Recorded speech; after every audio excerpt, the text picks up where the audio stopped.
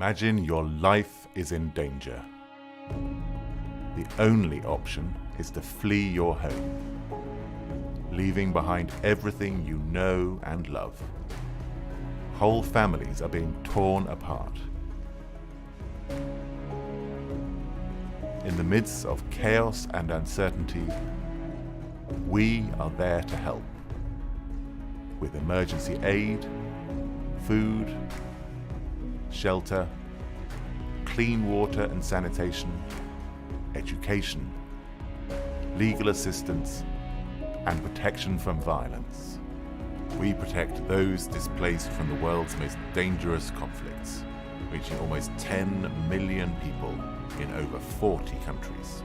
With over 75 years of experience and 16,000 dedicated aid workers, we are one of the largest humanitarian organizations in the world. The Norwegian Refugee Council is present in wars and crises around the world. We help millions who have fled their homes. We provide hope. We help families out of and away from misery. We save lives and rebuild futures.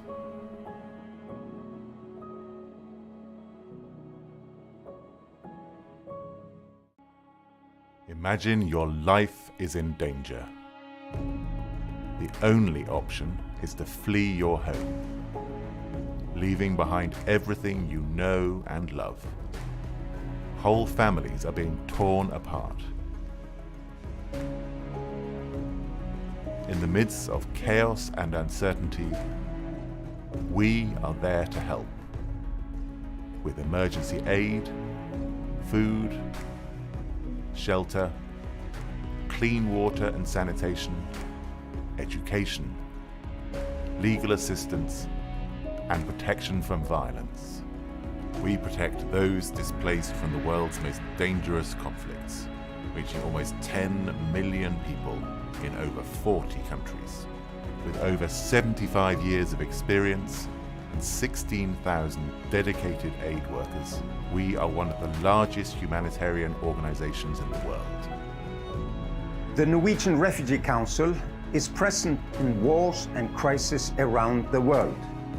We help millions who have fled their homes. We provide hope. We help families out of and away from misery.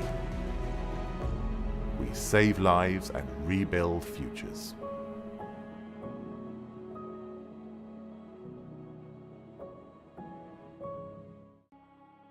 Imagine your... Hello, everyone. Thank you for your patience. For everyone watching, we are about to start a tournament. Actually, we already have started a tournament, and my game has started. So I hope as many of you who are watching as possible can come and join, play some games, join the action, join the fun. I will be playing a bit myself, but I'll also be commentating on some of the games that do go on. And remember, it's all for a good cause. This is for the NRC, the Norwegian Refugee Council, who do help displaced people, refugees all over the world. They help them find new places, find new starts, and every single penny of any donation does go to the NRC. So it's all for a great cause. We're playing chess as well. It's nearly Christmas. Hopefully you're feeling generous, but if not, then come join us for some games. I hope it's going to be a fun ride anyway. So I think you can see my screen. I'm playing black here. The tournament is taking place on chess.com. I think the link will be in the chat as well, so come join. My opponent's playing really well in this game, I've got to say. I should start focusing soon. Some big threats against my king. But yeah, I'll take a break at some point and just focus on watching you guys, watching your games. Oh, I have this nice little diamond here. And yeah, we'll talk a bit more about the NRC as we go along. I did play a Banter Blitz session a few days ago, and we raised over $250. So thank you to anyone who was there on Wednesday. Hopefully we can keep up the good work. Yeah, it was really, really flattering, really kind of humbling to be able to be part of that. So let's continue in the same vein. Meanwhile, I'm playing really slowly. I've got to remember there's no increment. That was my downfall the other day. I played a few games and got carried away chatting, talking too much. Forgot about the clock. My opponent's playing really well in this game, I've got to say. Okay, let's just gain some space. My opponent's also very strong, 2400. So no easy start in this tournament. I do love my pawn structure in this position with the diamond, as I mentioned, but my king is very weak. Okay, that's a material sacrifice by my opponent. He's letting me go bishop h6 if I want to skew it and win, but does it win? It's really risky. Okay, I'm going to ignore that for now. I'm just going to go after this weakness, this pawn. I'll start. I wish I could have just sat here chatting and commentating instead of playing. Too hard to play these days. Oof. Okay, I'm going to keep pushing. Why not? Gain even more space. And now I'm just going to keep everything defended. My opponent's queen can't quite get in yet, so I should be safe-ish for now.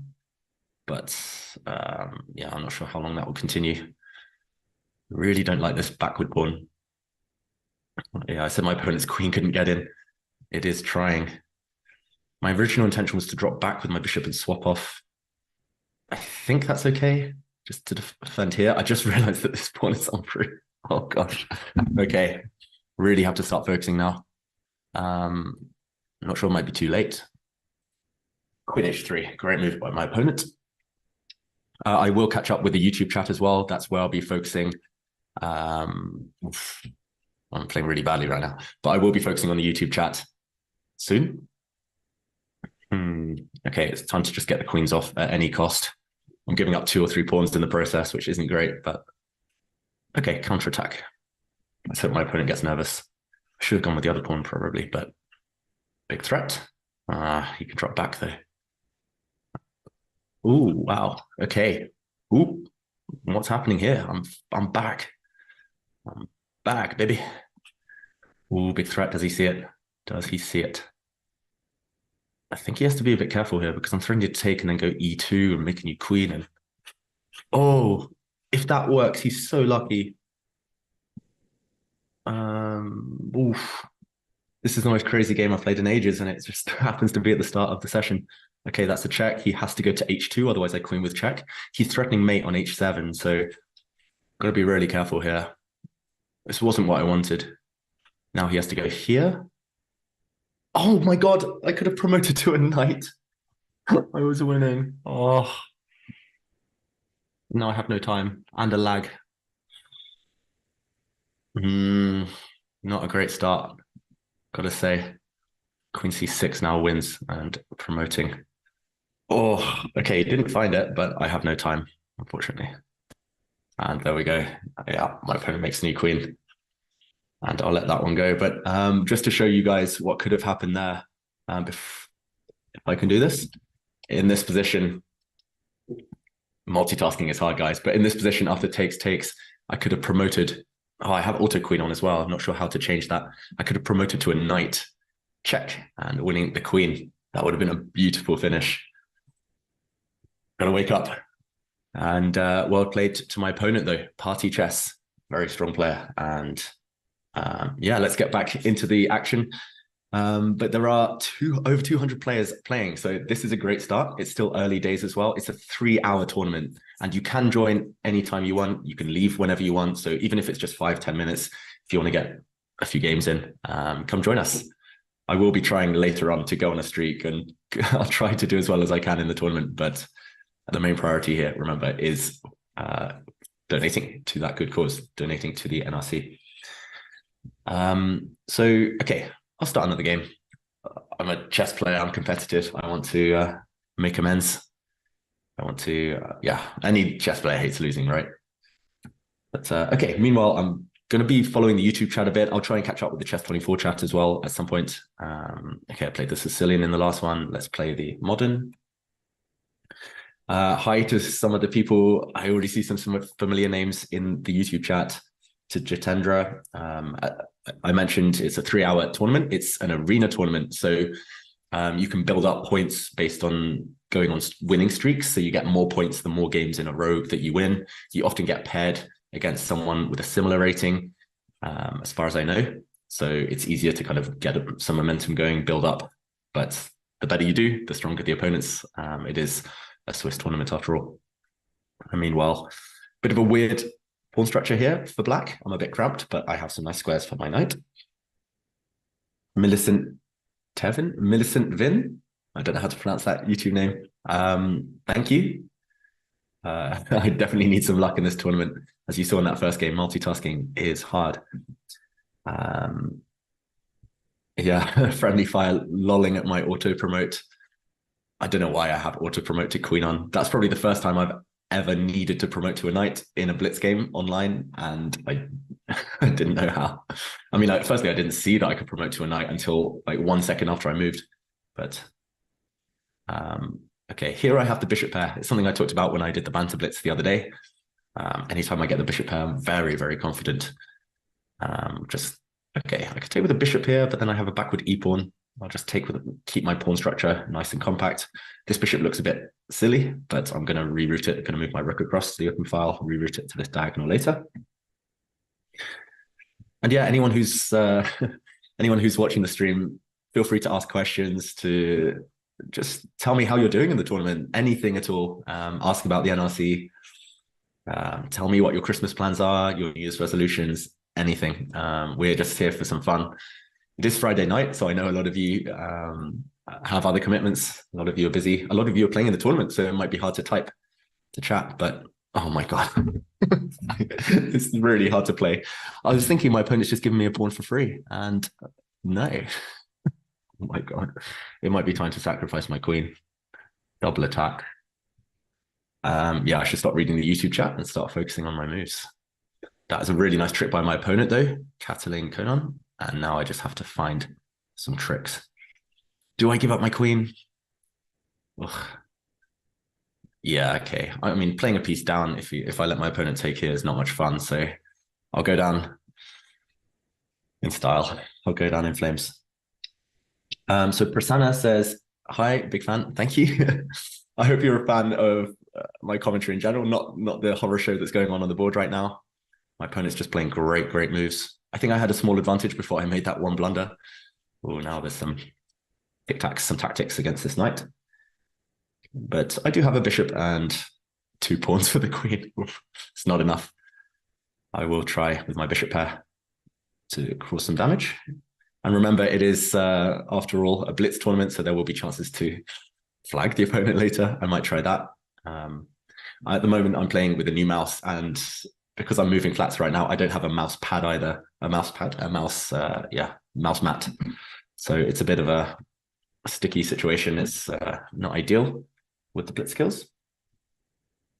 And Tapes New Chess says, already losing 2 consecutive games. I know the feeling. I've lost one already, and the second one is going downhill fast. I quite like my position apart from the fact I'm a queen down, but unfortunately the queen is the big issue here. As long as I can keep things compact, keep things defended, then I'm happy. But yeah, great move by my opponent. Pushing pawns, why not? Maybe it's time to jump in. My opponent gets a couple more moves, loosens up my king side.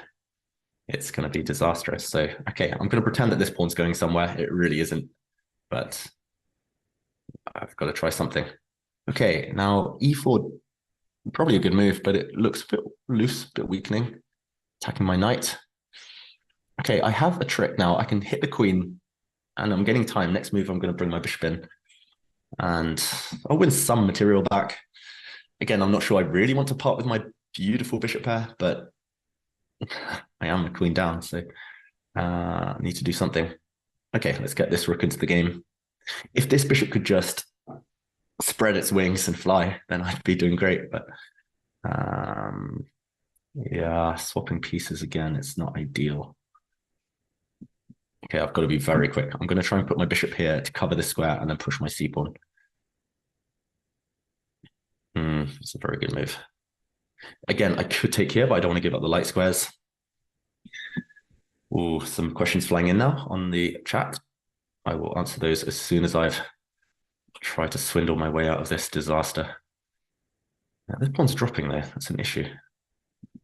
Maybe I didn't need to flick in the check. Threat would have been stronger than the execution, most likely. Oh, I see some tactics now. Okay, I'm going to take here and take here. My opponent's going to win my bishop. But now I'm going to jump in with a fork, a pre-move. I've got a pre-move big time now in this game. That wasn't great. Okay, I'm going to try and trap this knight. That's not working.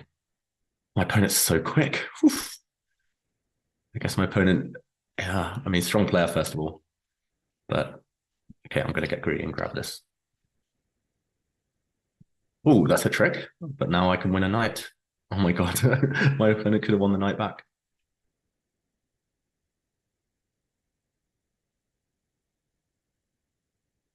What? No, I was winning. Oh my God, I told you my mouse skills are normally a bit better than this, but my opponent, fair play.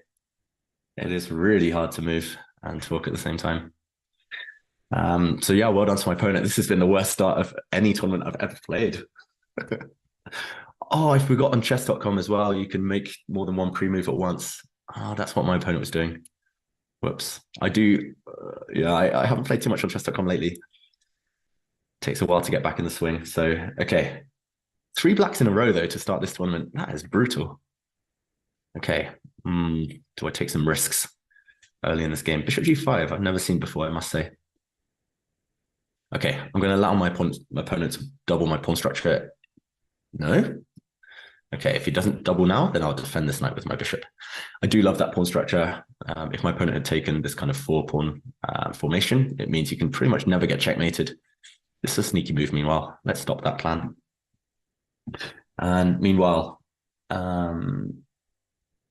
yeah, Friendly Fire says chess is famous for not being easy to multitask. You're right. So normally I commentate and I'm kind of not multitasking. I'm just focusing purely on watching a game. Here I'm like trying to look at what's happening on the board, trying to talk, trying to watch the chat. Yeah, I'm not used to it, I must say. I'm so impressed by all those streamers out there who, I mean, firstly get a lot done. They multitask, they keep up with their chat, they do everything and they still play extremely well. I mean, especially Hikaru, imagine competing world-class level every day and he's still chatting to his audience, chatting to his fans. Yeah, it's mightily impressive. And I still haven't mastered that, as you can see by my getting flagged in the last game.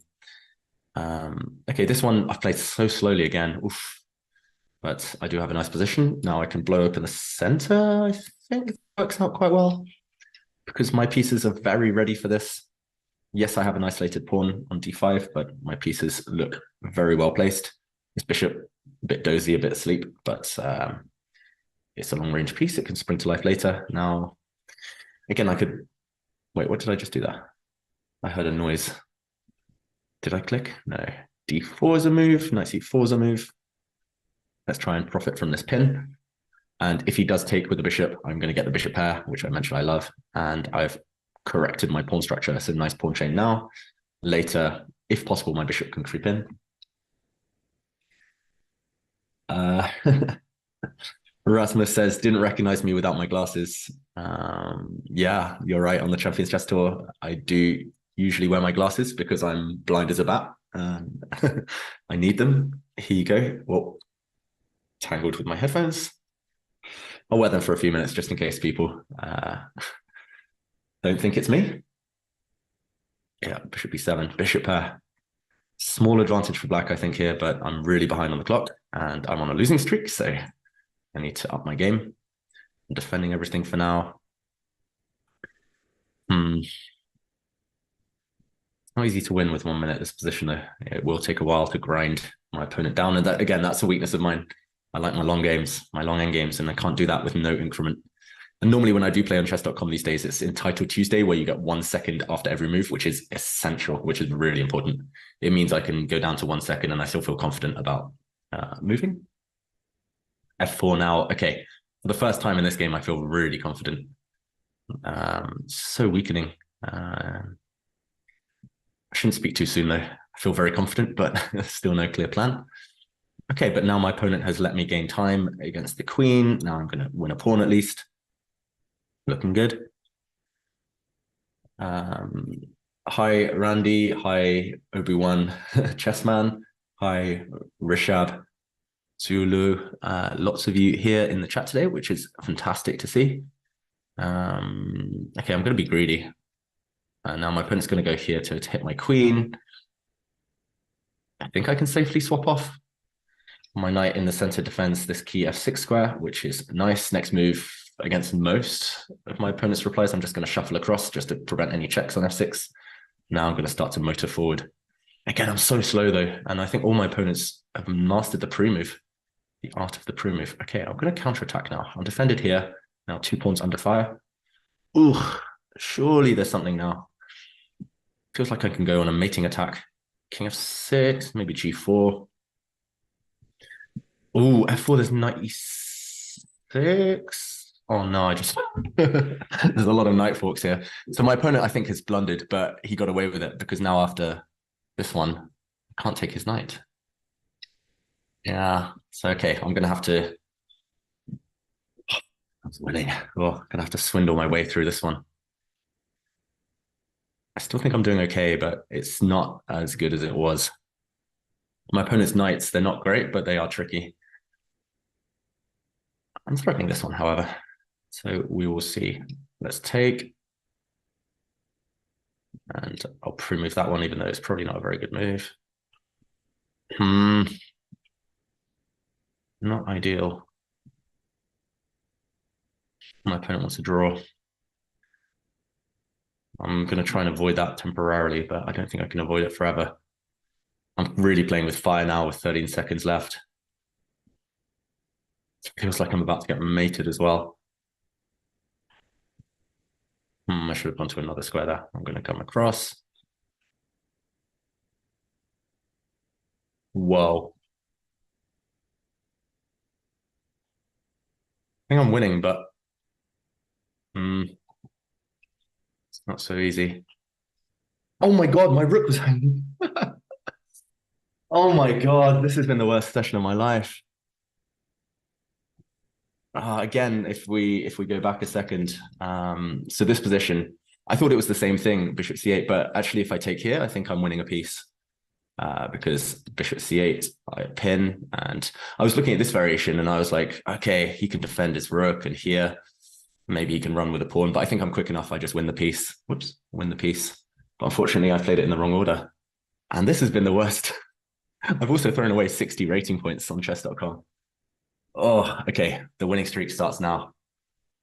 This is also showing what a charitable mood I'm in today. We're doing this for the I've got to take these off as well. We're doing this for the NRC for charity to raise money to help them with refugees, helping displaced people.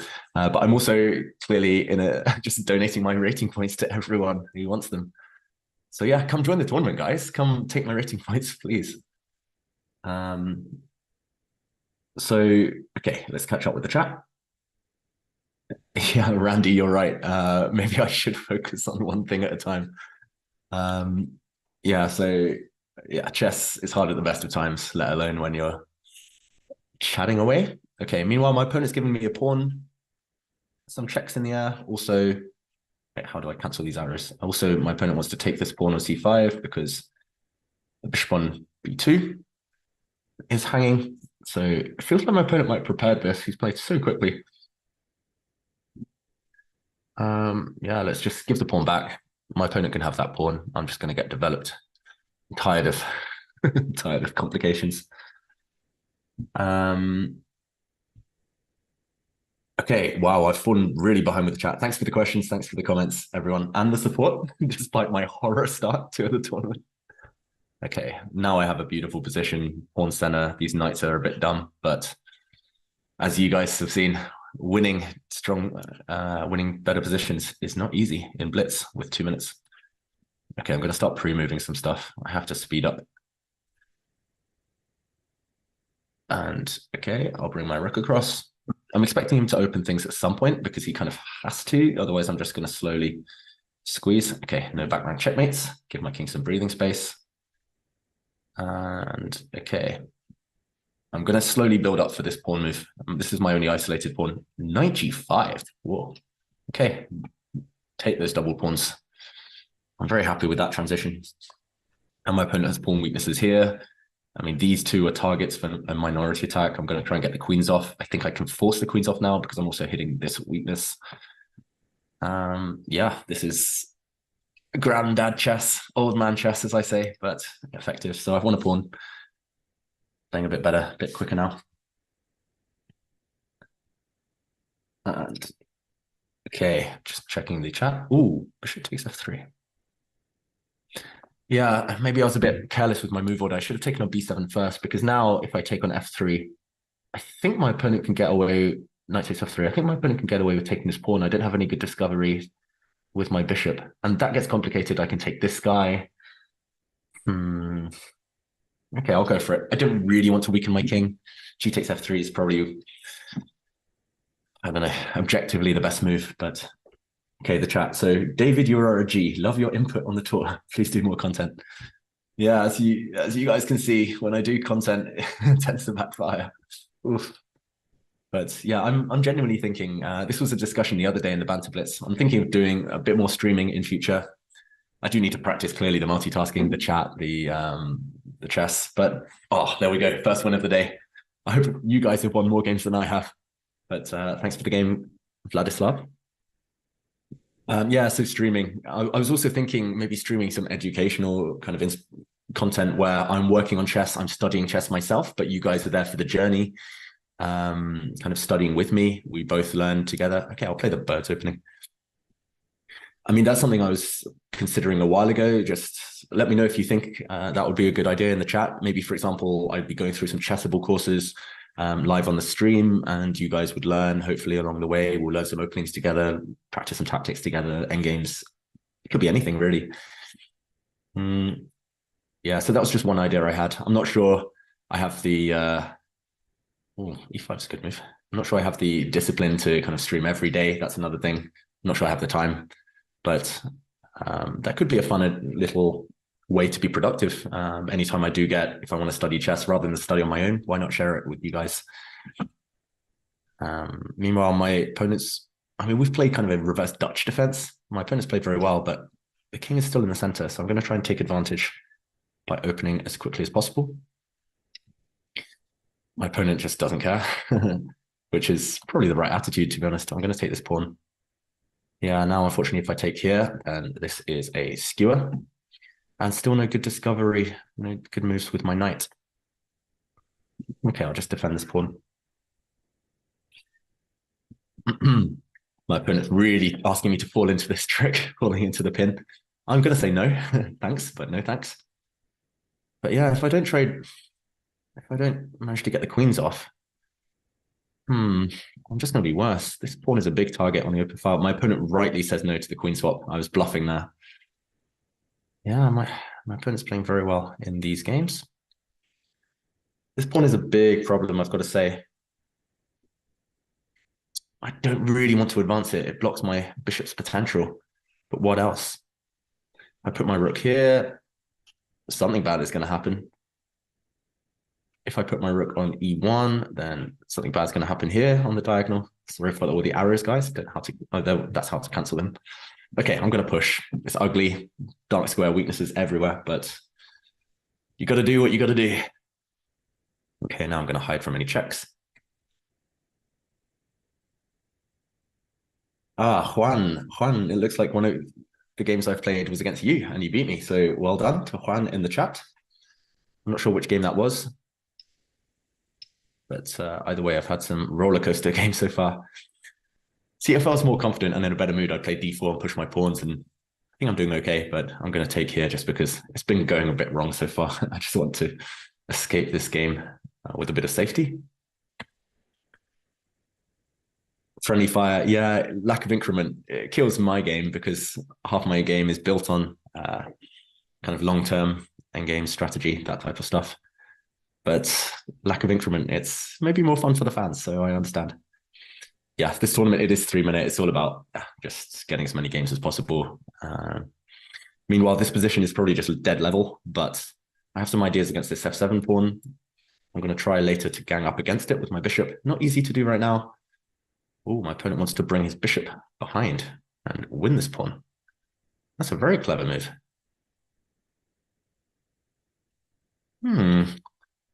Okay, I'm going to ask a question of the queen first.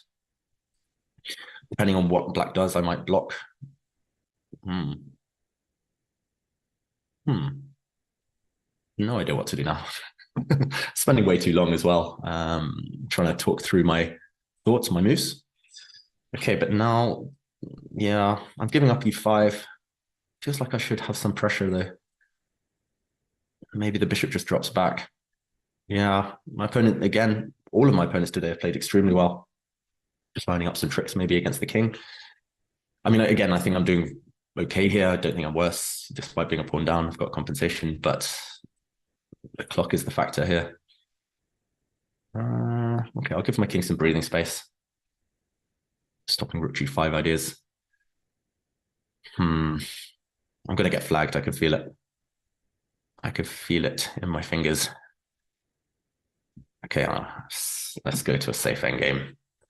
Again, not much fun, but 19 seconds. I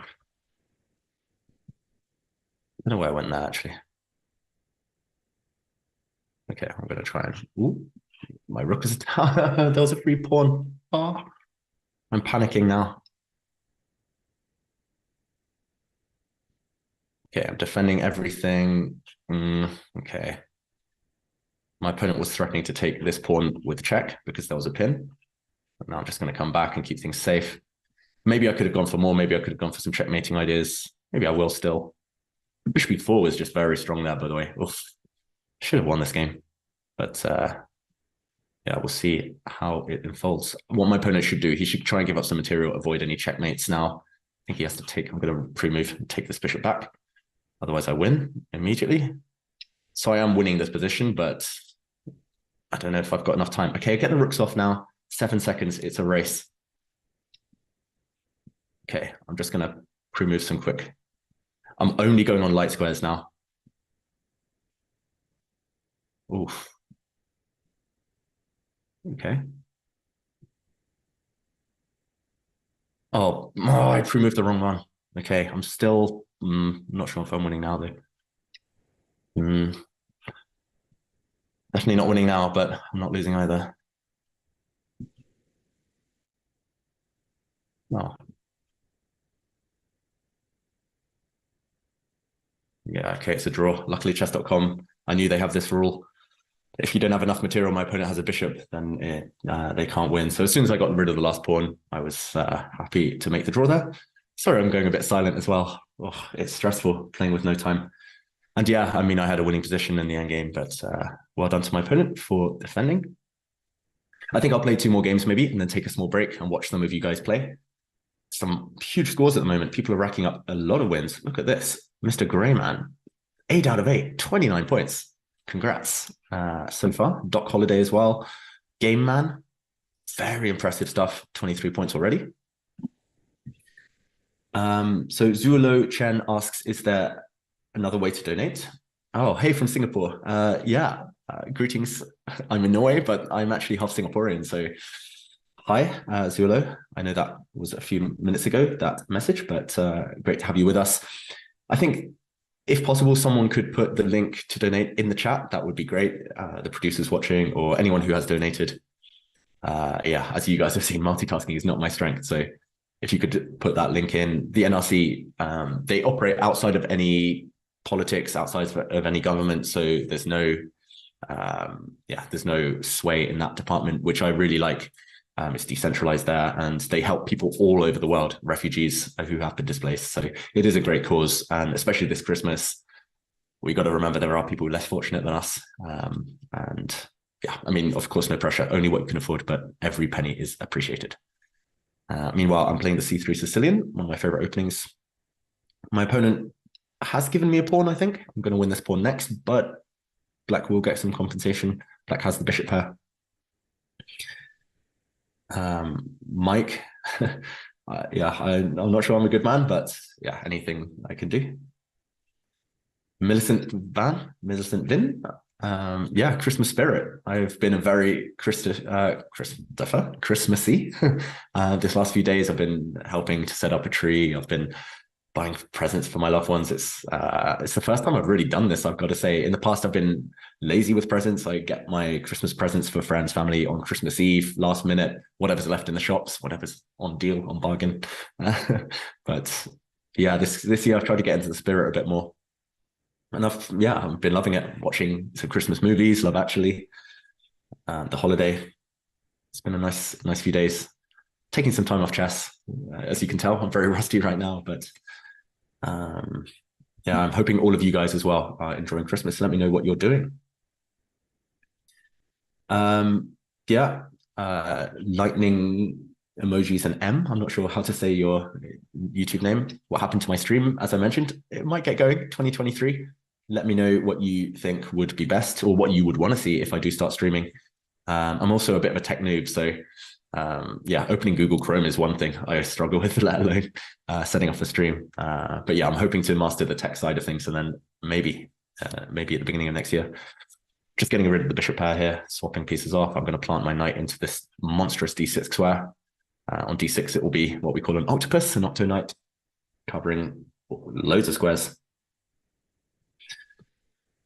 And yeah, my opponent, one more move, and there would be compensation for the pawn he sacrificed earlier, but I'm going to stop that.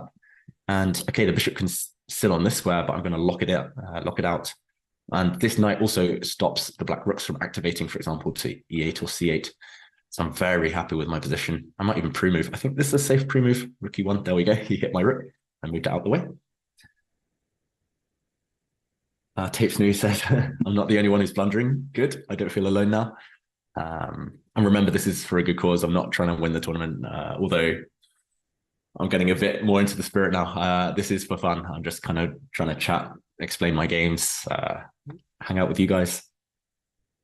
I do love the arena format, actually, in general. I used to play a lot of arenas a few years back, but it's fast and it's furious. So, ooh, a blunder by my opponent, knight fork. I was waiting for that one.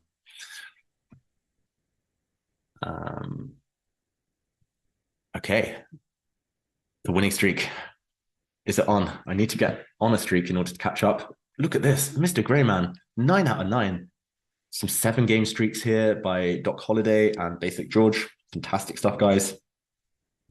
Also, I can't pronounce this username, but looks like a very strong player from Saudi Arabia joining us.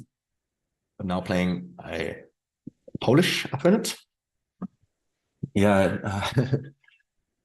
Yeah, Tapes News says, even my good friend Yavanka, my commentary partner, she blunders when playing Banter Blitz. I think everyone does, unless your name is Hikaru. Hikaru never blunders ever, not even when he's streaming, which is just incredible. He's another level.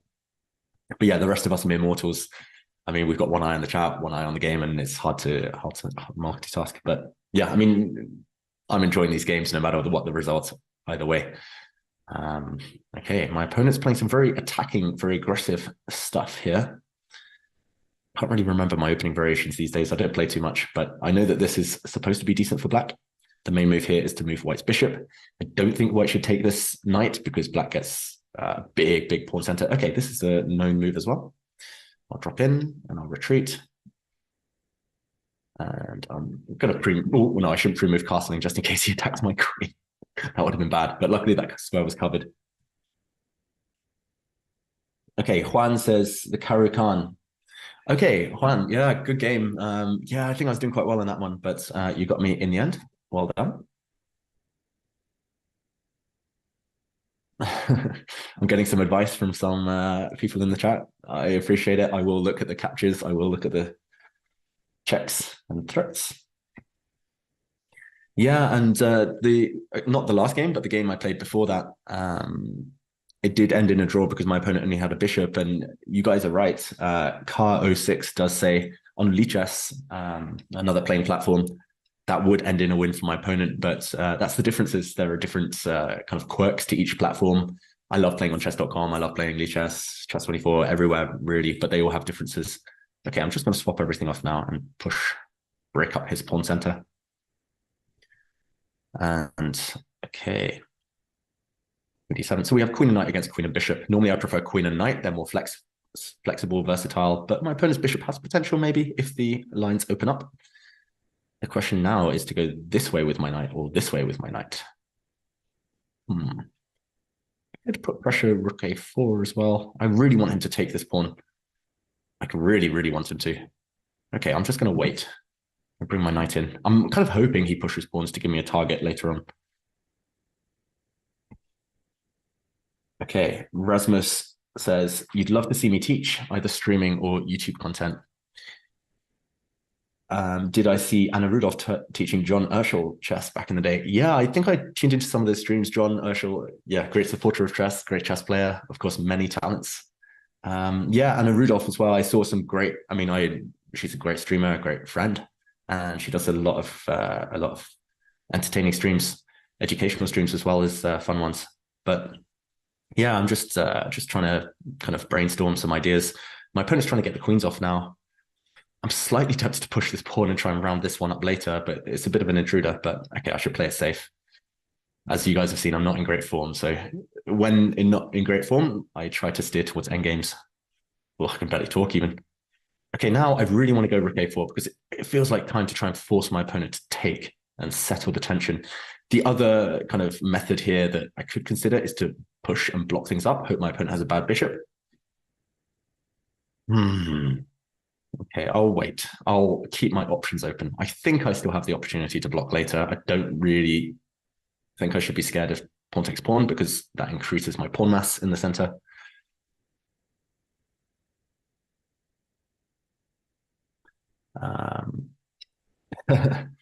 Yeah, I mean, I was only half joking about opening Google Chrome. I think I know how to use ChessBase. I know how to use the chess websites, but I mean, even Microsoft Word, Excel, all that stuff, that's alien to me. That's an alien language.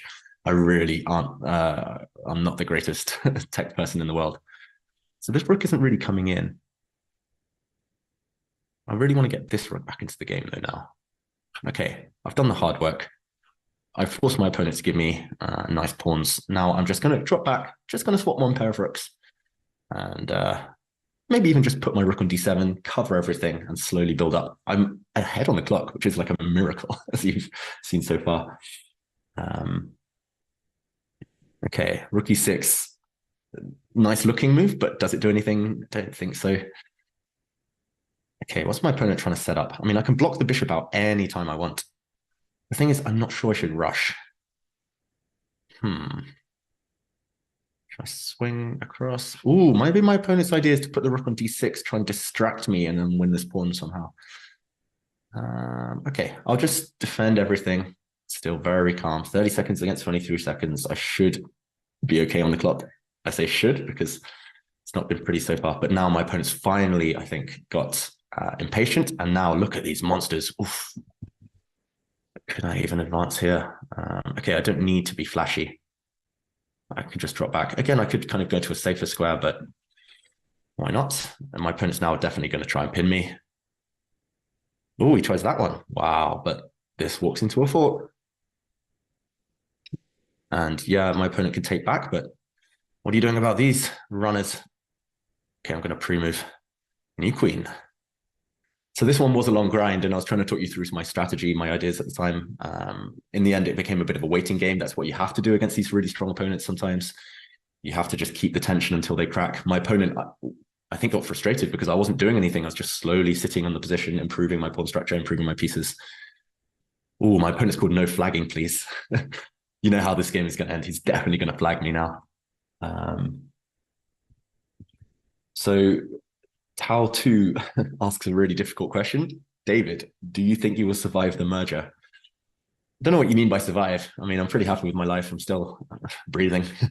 Yeah, I mean, the merger with chess.com chess and Play Magnus Group, it's really exciting to me. I mean, I love what both kind of companies have been doing over the last few years to help grow chess, grow the game.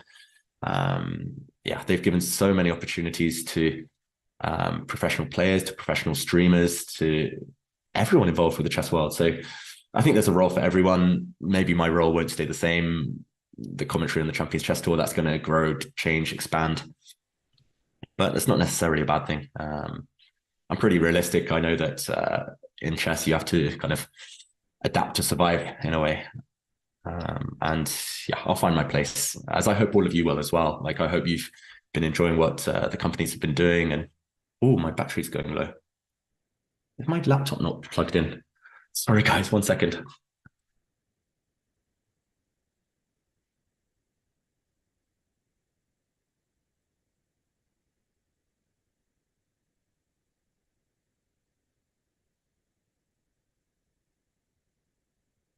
Okay.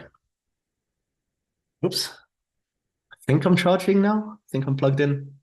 That would have been embarrassing. Short stream. Okay, so now I'll talk about a bit more about the merger in a minute, but that was a bit embarrassing. Yeah, firstly, I can take a pawn, and I think I win a pawn in the process there, but my opponent gets the 2 bishops.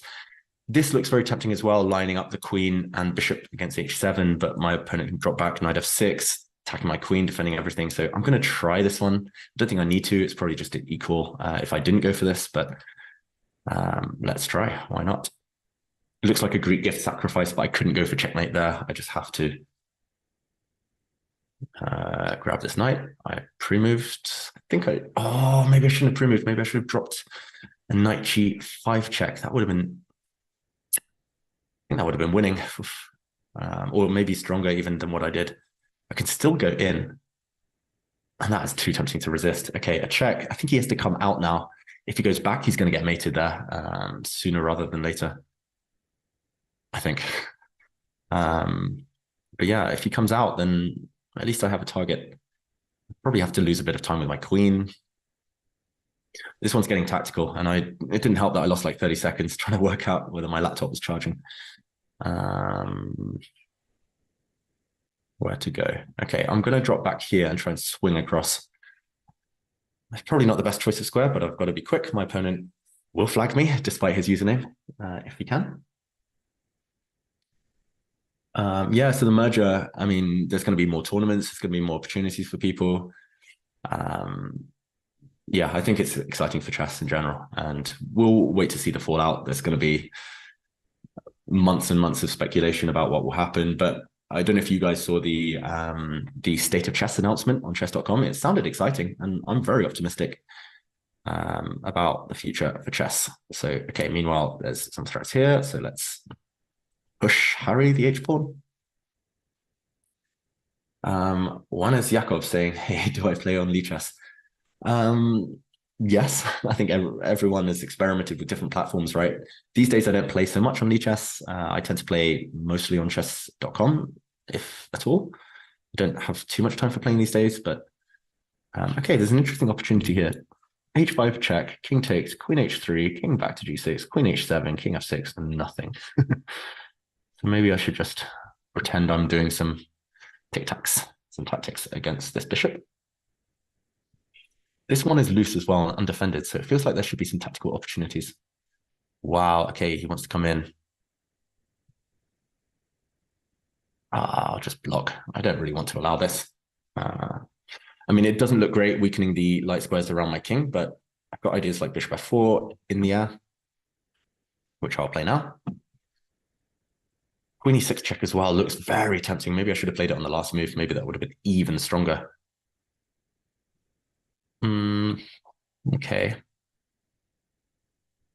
Yeah, I'm not sure I'm winning anything though this time. I mean, could try and win some material, but not really feeling it. The problem is when he takes here now, it comes with check, so I didn't have time to take his rook with check. Okay, now I have time to take his rook with check, and I take his bishop, which is nice. Okay, so I'm on a streak. I'm winning some games, but well played to my opponent. No flagging. Luckily, there was no flagging involved in that one. But yeah, my opponent's playing really well in this arena. I'm playing some strong opponents. I played a 2400, 2350 there, some 2200s. Obi-Wan chess telling me to concentrate. Not easy, man. I'm sorry. Yeah, I will try.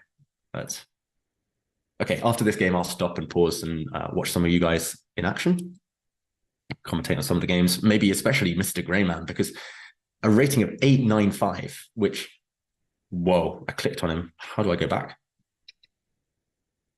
Oh no, how did I do that? Did I just lose my game? What happened to my game? What happened to my game? I'm still learning on chess.com, I've got to say. Wait, I'm going to refresh to try and get my game back. Was I not playing in that tournament?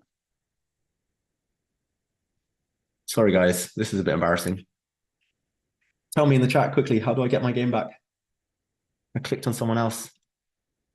Oh, it's this one. Oh, there we go. Yes. Oof, that was a bit weird. Yeah, so I lost my train of thought. It's Friday night. It's been a long week. Okay, some tactics against this pawn. I think I'm fine. I think I'll just castle next move. Okay, let's get back with the chat. I'm thinking of all the funny moments on the tour over the last years. Do I have a favorite? My reaction to beating Magnus H10 was hilarious.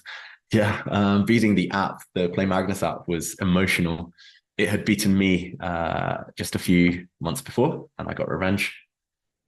I mean, the Champions Chess Tour has been life-changing for me and for many people. I've just loved being part of it, commentating, getting chess on a maybe more professional level than it has been before, especially online speed chess.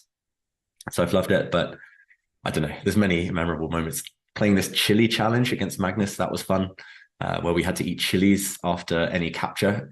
He forced a queen exchange at some point, so I had to eat the hottest chili, and I've never felt so on fire. I mean, my mouth was burning. I had to down like 3 cartons of milk just to survive. So that was probably my favorite moment. But yeah, there've been many on the board and off. Matan asks if I'm playing the World Rapid Blitz. The answer is no, but I'm hoping you guys will like the fact that I am commentating on the World Rapid Blitz this year here on chess.com. So now that we're all one big family, there'll be a bit of crossover. I'm going to be commentating with a good friend, another Englishman, Lawrence Trent. So watch this space. It's going to be a thriller minute, as they say. I was talking with Magnus just here in Norway yesterday, and he just flew out, and he's determined, super determined to win. Oh, that's a knight. That's a free knight. Yeah, Magnus wants some titles, some world titles. So I can't wait to see what happens. Nakamura is there, of course. He's going to have something to say. I think he might be even the favorite. So yeah, it'll be fun. The World Rapid Blitz. Tune in. Okay, my opponent's dropped a knight, so he's going on a counterattack. I might as well just shut him down. Normally, pushing your h-pawn to block the opponent's h-pawn is a good defensive mechanism. And now, how do I trap my opponent's queen? He's only got 1 square. If I come back, he can escape. Maybe I should be sneaky here and just play like a quiet move. Okay, so the threat is to drop back and trap. And my queen looks trapped, but I think I can escape here. Take some pawns. Okay, my opponent does drop back, but now I can follow through with my plan. And this queen has no escape squares, so he has to give up a rook. And that will be too much material.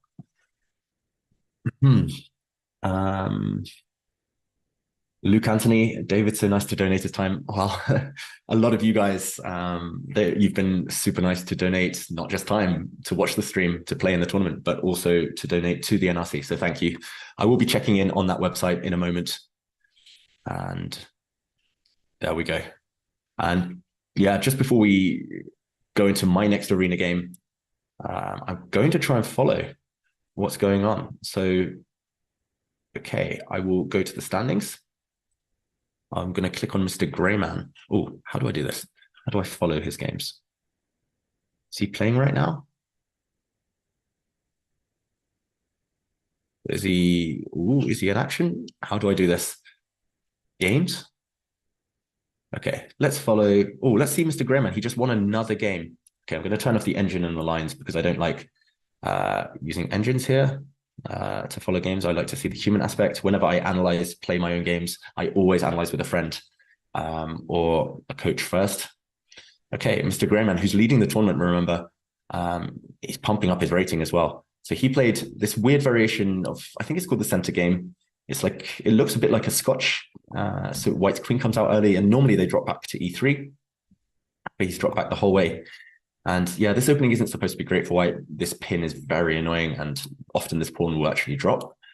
But it looks like maybe in haste here, Tony Turner as Black, trying to grab this pawn. He committed the mistake of developing his queen too early, and now this bishop has nowhere to go. White's bishop came out, an exchange. I can see White. Oh, I was going to say White's knight could also gain some time against the Black queen. Ooh, but look at this. Mr. Greyman spotting a nice tactic. That is a nasty fork, hitting the queen, hitting the king. And looks like good technique from Mr. Greyman to convert. Yeah, looks like this is the player to beat. Oh, keep saying Mr. Greyman. It's Muck Greyman. Wow. Can't read or play today, clearly. Let's check out some more games, maybe.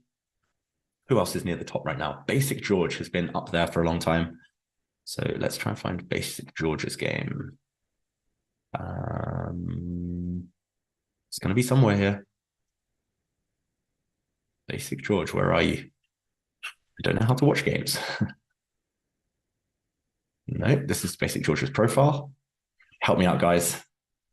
I need to become more acclimatized clearly with... Okay, here we go. Here we go with chess.com. But Basic George has just won his opponent's queen. We jumped in just as after bishop f5, d3. White's doing very well if you just take the bishop, but the queen takes, and a disaster. Basic George is now winning. So it looks like the leaders in the tournament. Let's check in with Doc Holliday. One more game, and I'll get back to playing. The leaders are doing very well, and we jumped in. Bobo Trap. Oh, it looked like Bobo Trap was going to pin and win, but didn't quite get there. Okay, I was going to say, if that was a pawn he'd captured on g5, that would have been a mistake, but here it looked like Bobo Trap had the opportunity to win a pawn. Pawn takes pawn, and White's queen cannot recapture because White's queen has to stay defending its knight. So missed opportunity for Black here, Bobo Trap against Doc Holliday. And now it's in the balance, and it's anyone's game. Black's king, though, is a bit weak, so I am betting on Doc Holliday in this one. Okay, I'm restless. I need to get going. I need to play another game on a roll now. Okay, we're going back a few minutes here, but Patrick Zhang asks, Nepo or Ding in the World Championship? I think I'm going to say Nepo, okay, as I get Black against a strong opponent. I think I'll say Nepo just because Ding, he's more of an unknown. He often starts slow, for example, in the candidates tournament. Just because in China, there's been a tighter lockdown. He hasn't been able to play as much. His opportunities have been limited. Nepo is going to play in the World Rapid and Blitz in a few days. That'll be fun to watch. And Nepo, yeah, just so well prepared these days. He's leveled up massively in the last year. Yeah, I think his opening preparation is probably the best out there in the world right now, other than maybe Magnus. So I will say Nepo slight favorite, but Ding high rated, and maybe his ceiling is a bit higher than Nepo's, but Nepo is very consistent lately. Yeah, and remember, people, I've seen it in the chat a few times. The link is there to donate to the NRC. So thank you to everyone who has done that so far. I'm just going to blunt this bishop's diagonal just in case. This is a Queen's Gambit decline, the Carlsbad pawn structure, and this is the move I was hoping for actually. Firstly, I can play a5. Because that pawn is hanging if my opponent pushes.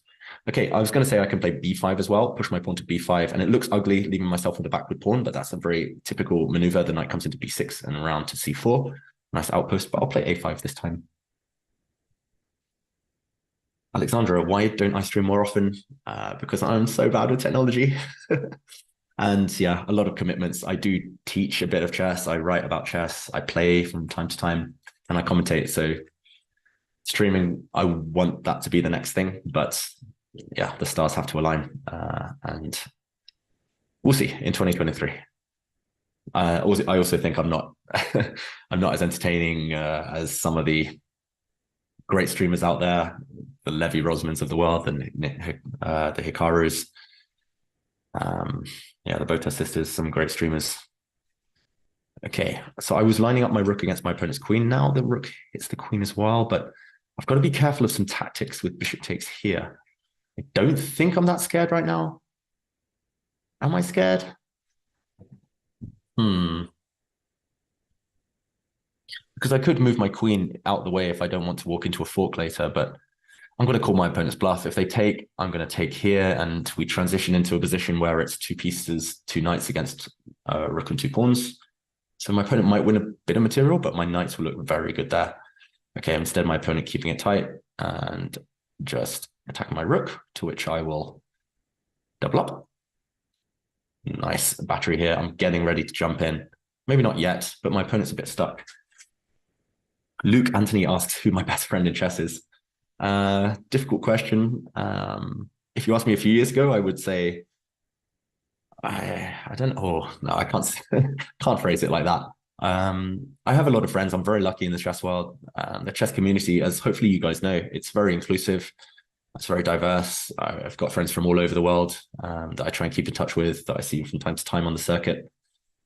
I'm very good friends with, for example, English Grandmaster Stephen Gordon. He's just a great guy. Okay, I'm going to pretend I'm going to attack him. Yeah, I mean, there's a Moldovan Grandmaster as well that I know very well. And yeah, I mean, I'm lucky. I live in Norway now and I have lots of great friends here too. So yeah, I mean, that's the thing. You guys, I'm sure you do already, but if not, then go out, play tournaments, meet some people, meet some friends on the same wavelength, same level to analyze with, travel with. It's a good world out there. Meanwhile, I have won a pawn, the b4 pawn. Sorry if there's a bit of noise. Someone's coming through the door. Okay, I'm going to block white's queen from activating now. I'm going to block its access to the open file. I'm assuming my opponent needs to activate the queen here to attack this backward pawn, to which I'll continue blocking. But look at the knights, the scope of these two pieces. They're monsters more than knights right now. And I'm going to try and trap this queen if I can in the corner. Oh, that's a clever move. So now I can't jump in the way because then my opponent's queen can take this knight. But do I try and keep things simple? Do I try to simplify down? I will take here and jump in. I'm attacking this knight. I'm also trying to get to the corner now. There's some ideas of some forks, potentially. Yeah, this is a good move as well. My opponent's playing very well, defending tenaciously. Oh, I was about to drop a piece by playing b4, hanging my knight.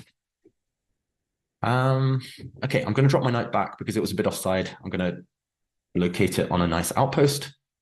My opponent couldn't move the queen and take this pawn because I could take the knight there with check. That would have been a check.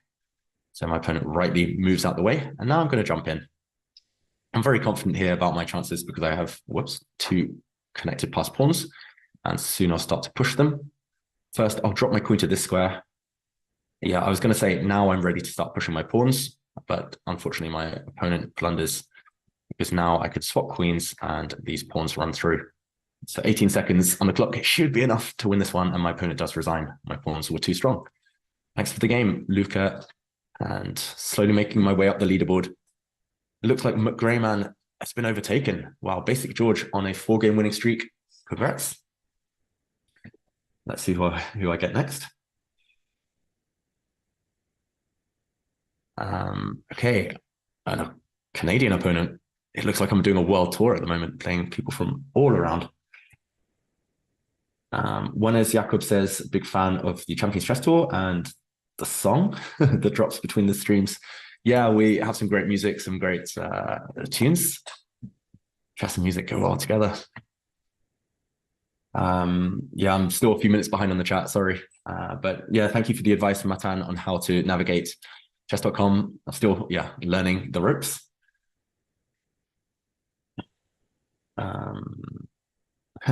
Looks like Lisa Chan was laughing at my tech failures. I'm glad they entertain you. Giving me a heart attack every time my laptop says it's dying out of battery. Oh, look at these bishops raking down the board. There must be a breakthrough now. I'm going to line up for this pawn push. Okay, I'm also going to try and play on this flank. The king doesn't have any knights around to defend, so that's normally a red flag. Okay, that's a good move. Attacking a bishop, attacking a pawn. I can just drop back though, defend everything, and now my pawn will gain time against the black knight.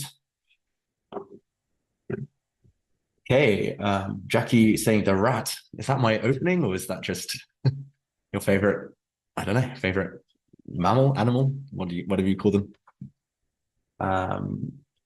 Nordebeck. Court says Nordebeck may be the favorite for the World Rapid and Blitz. I don't think he's playing. That's one of the biggest shocks to me. Okay, I'm going to plant my pawn here to deliver, well, to create a mating net later. Yeah, one of the biggest shocks, one of the biggest surprises is that Nordebeck Abdusatorov, the current World Rapid champion, isn't playing the tournament in Kazakhstan. I mean, he's from Uzbekistan himself. I'm not sure what the reasons are. Maybe he's focusing more on classical chess, which is fair enough. But he did win a rapid tournament just this week, and I think he could take down Magnus and co again if he wanted. So big surprise there. But he'll be back. He's young, as are all of these prodigies nowadays, all very strong players. Wow, some big questions here. I'm being asked if I regret anything in my career. Who doesn't regret stuff, right? So V Ito says, if there's something different I would have done to have brought better results.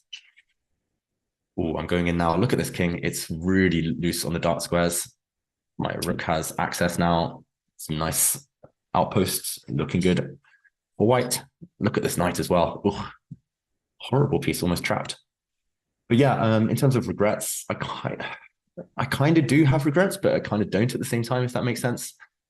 Yeah, I sometimes wish I'd maybe had second thoughts about going to university just because I kind of sacrificed 3 or 4 years of my chess career. Just to show, if rook takes rook now, I'm going in with a check to f6, king g8, and then, okay, I'm going to pre-move the checkmate. There we go. Thanks for the game. But yeah, I went to university and studied and let my chess slide. And I didn't really focus fully on chess as a professional player until 2014. And by then, a lot of players that I was on a similar level with, they were 2750 and they'd make that big push. I was still in the 2600s, and maybe those would have been my best years, but I wouldn't say it's a regret because I'm here now and it's never too late. Okay, Huracan, I'm playing the 2 knights variation. And this is not supposed to be so good. This idea with the bishop is supposed to be good against the main line when white pawn's already on d4, but now I can jump in, gaining a tempo against this bishop. But my opponent's happy to just defend. Wow.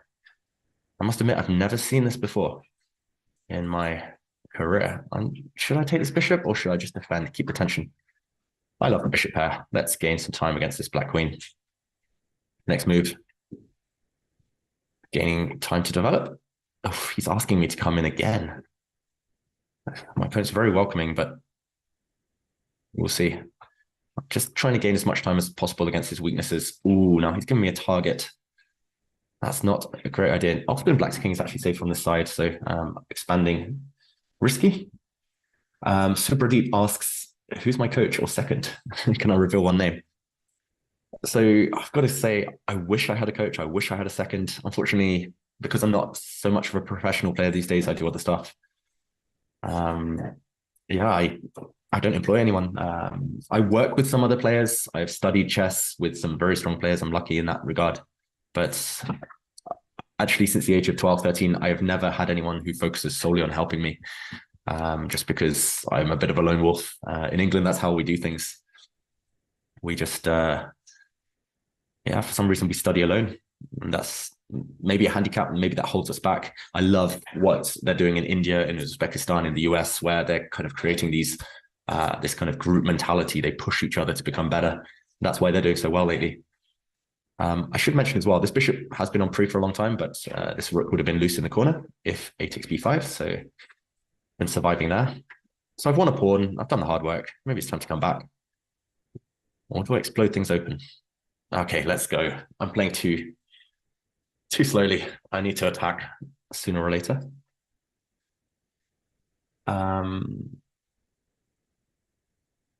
Yeah, I'm being told to watch other games rather than play myself. I will do a bit more of that as the arena continues. There's still nearly 2 hours of the arena. This is fundraising, remember, for the NRC. So it's all for a good cause. And we're going for a long time this evening.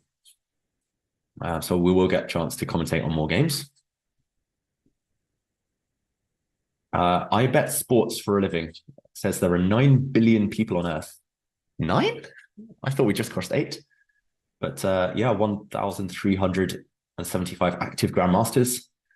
How much better could he have gotten? I don't know if that's me or someone else you're talking about, but yeah, it's hard becoming a grandmaster, and it's hard to stay there. It's hard to maintain the level. It takes constant work. That's why you see the top guys slaving away day in, day out. They play all the time. They train all the time. That was a deadly pin. My opponent felt compelled to give up the queen, and now I'm going to come in and start picking off some pieces. There's still a pin as well along this diagonal. Okay, hitting my queen, that's a good move. But now I can check. And I'm not going to pre-move this one because my opponent could block with a bishop. And that would be embarrassing because the rook would cover b7. But now, ooh, do I go here or do I give a check? I think this check wins a piece. It's going to win one of these two. Michael Duncan in the chat says, 900 rating is strange, but I don't know how chess.com does ratings. I just started using it and it started me at 1200. Yeah, I think 1200 is the default kind of setting at chess.com. Then you go up and down according to your results. But yeah, I'm not too familiar either. And one of the leaders of the tournament, McGrayman, as we saw, 900 rating. He's clearly underrated, first of all, very strong player. But ooh, that's a threat. But yeah, I do think in these arena type of tournaments, you get paired against similar levels to yourself. So despite the fact McGrayman has been winning 12 games in a row, won all of his games so far, maybe he hasn't been able to play the likes of, okay, myself and some of the other top seeds in the tournament because of the algorithm. So yeah, it's nothing dodgy. It's nothing suspicious. As we see also, there's a 600 rated player who's on a 13-game winning streak and doing very well. So congrats to those two. It just means in the arena, you get paired against similar ratings to yourself. It gives you more of a chance to win. It makes the field more open. So yeah, those players clearly underrated though, because even at any level, even at my level, as you see, I've been struggling. It's hard to put together a winning streak. And Basic George has a good profile pick, apparently. I didn't look too closely.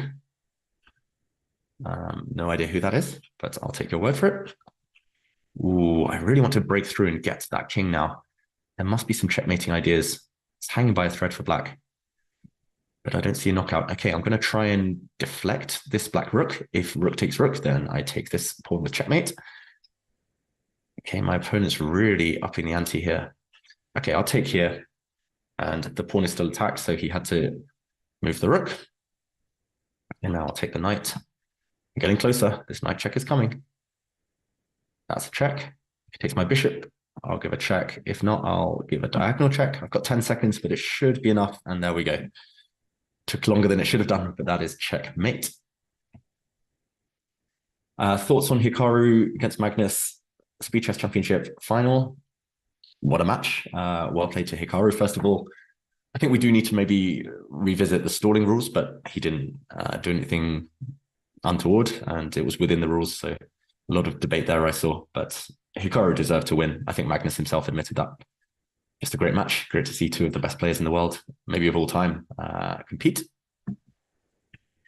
Okay, the same-ish variation of the Nimzo Indian. Don't know too much about this opening, but I'll wing it. I've got a nice pawn in the center. This square should be available for the white. Whoops, not that pawn. Should be available for the white knight. Okay, I'll go back this way and maintain the pin. I bet sports for a living. You've been spamming Danny via email. If he doesn't keep me and Ivanka, you will riot. Wow, thanks for the support. I appreciate that. We'll see. I think chess.com have some exciting plans involving the tour, involving commentators, involving the players, everything. So I trust their judgment. We'll see what happens. But yeah, I appreciate that. Watch this space. Oh, now a tactic. My opponent's king out in no man's land. That's vulnerable to a check. Always look for checks first. And I am giving up a knight temporarily, but I'm going to win the bishop and look at white's pawn structure now. Full of holes. And I'm going to start picking up some pawns, picking up some material.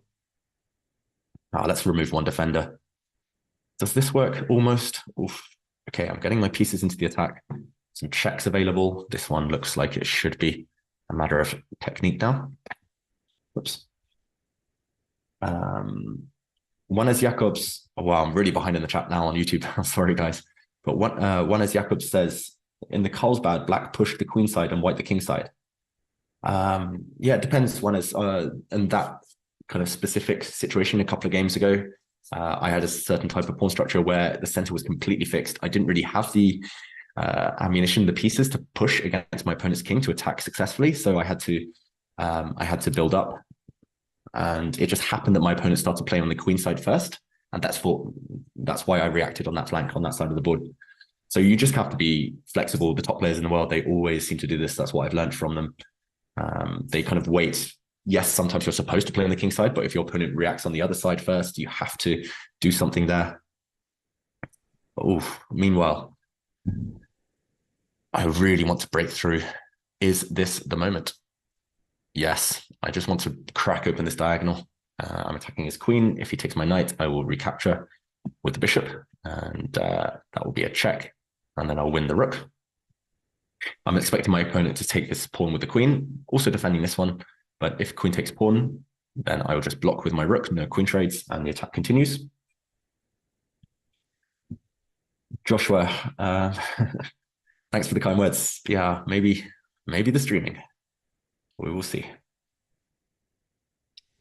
Michael Duncan. Ooh, interesting. I will mention that. Yeah, talk to Chess24, talk to chess.com, because I think moderators are always appreciated. And yeah, as I mentioned, any help with streaming, any help with setups, not just for myself, but the other kind of content creators out there, it's always appreciated. It's always a struggle. It's always the most kind of difficult thing. Of course, we want to focus on the chess, but it's not always possible. Oh, okay. So this is very slow. So the queen is offside, the knight is offside. He wants to remove my bishop from the board. And everything's defended right now. Like this pawn is defended twice. This pawn is defended twice, once from afar. So it's holding together, but it is by a thread. I could jump in here, just take this rook. I kind of want to push this pawn and block the queen's connection, but I've got to speed up. Let's go keep things simple. Double attack. Millicent Vin, do I hang out with Magnus? From time to time. Also asks, do I keep fit? Or how do I keep fit? I mean, yeah, I'm getting some laughter from the other side of the room because I definitely don't keep fit as much as I should. I wish I could say cross-training every day, working those abs, doing the crunches, but no, not enough. But it is important for a chess player. I'm going to play a tactic now. If queen takes knight, then I swing across and create a pin, win the queen. And if knight takes rook, then I'll just drop back and take, and white's king is bereft of any defense. Should be winning. Wow, my opponent's playing really well, though, I've got to say. Pinning me now. I missed that one. So, okay, wow. I've really butchered my advantage here. I'm still probably doing well, but not going to be easy. Yeah, suddenly everything's defended, and I can't cut off this queen anymore. If I push my pawn, he just takes. Back to square one. I've got to win this one all over again. Ooh, a bit of a blunder there, though. This bishop is pinned, so it cannot take back the queen.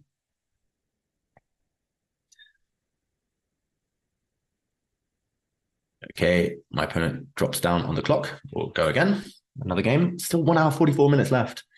Okay, I promise last game, and then I'll check in on some of the leaders. There's a new leader, Tom04, building up a big lead, 61 points, 16-game winning streak. That is incredible. Okay, Luca Rowe, I think I've played before. I'm going to start with different first moves in every game now. One, as Jakob says, you meant when I secretly dropped song names between the games. Yeah, that was fun. Slipping little nuggets into the chess commentary. I don't think many people, the spectators, the fans, my co-commentators, nobody really got what I was doing there, so made it extra satisfying. Obi-Wan Chess saying, you came across the tour almost by accident, now you wouldn't miss it. And yeah, we talked about the merger, and I'm hoping that that's one thing that we'll be able to improve on now that there'll be more visibility of the tour, there'll be kind of more traffic towards it, pushing people in the right direction to watch it. And it can only be a good thing if we do get more viewers and therefore more opportunities for the players. And if we can grow chess as a sport. We do have kind of some benchmarks. We look at other sports and see how well they do. Oh, my opponent's playing very well here. Yeah, and we try to maybe take some tips from them. I could have taken here. I love the two bishops just to trade off my opponent's pair there, but I want to keep the tension. Millicent Van asks what I studied in uni. It was medieval English literature, basically. My undergrad was English lit and philosophy. So wasted youth. Spent a lot of time reading. Tactical move. Thank you for the offer. If I'm ever getting back into the, the pursuit of world champion in chess, then I'll hire you for sure. I bet sports for a living. Yeah, anyone's results can be improved, right? Yeah, I'm not judging someone for saying I could do better. Okay, I'll drop my knight back just because there were some tactics against this pawn, some checkmating ideas. I love it from Bob Super saying, you love my commentary, especially on Chess24 tournaments. Clearly, this tournament has been a shambles, been a disappointment with my my poor start to the arena. Farshad asks, when is the third chess tour on Chess24? So as was announced just a few days ago, the Champions Chess Tour and the Global Chess Championship are going to kind of merge, and it will take place on chess.com. Chess24 is all one big family now, and it's going to be bigger, better. There'll be actually qualifying routes open for everyone. So even you guys will be able to compete if you want to. It's a long process, but you can compete, and then you take on titled players for the right to qualify for these Champions Chess Tours. So it's more inclusive now, or it will be in future. And I'm hoping that's a good thing, encouraging for everyone. It's all a merit now, which is a nice idea. And my opponent has got his bishops on nice diagonals, but after I drop back, is there a problem? The bishop is hit and the pawn behind it is going to drop the check. And I think I can get greedy and grab. I'm going to pre-move. I'm going to take this bishop now. And yes, my opponent could start harassing my queen, but everything's defended. As long as I choose a safe square now, I'm just a pawn up. This one, is this safe? No. I'm going to try and hide if I can. I also want to take this pawn and deliver checkmate. So I'm going to start gambling, taking more risks in these games. Okay, let's check. I should have pre-moved that one. A professional player would have pre-moved to save 2 seconds there. Whoops.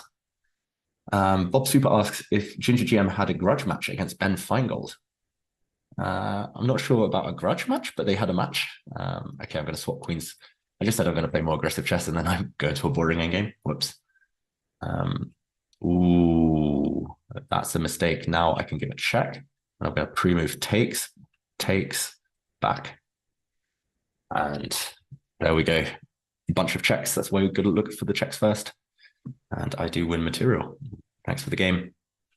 And I will pause now to follow the leaders. Let's check out Tum, who's on 69 points. Nice.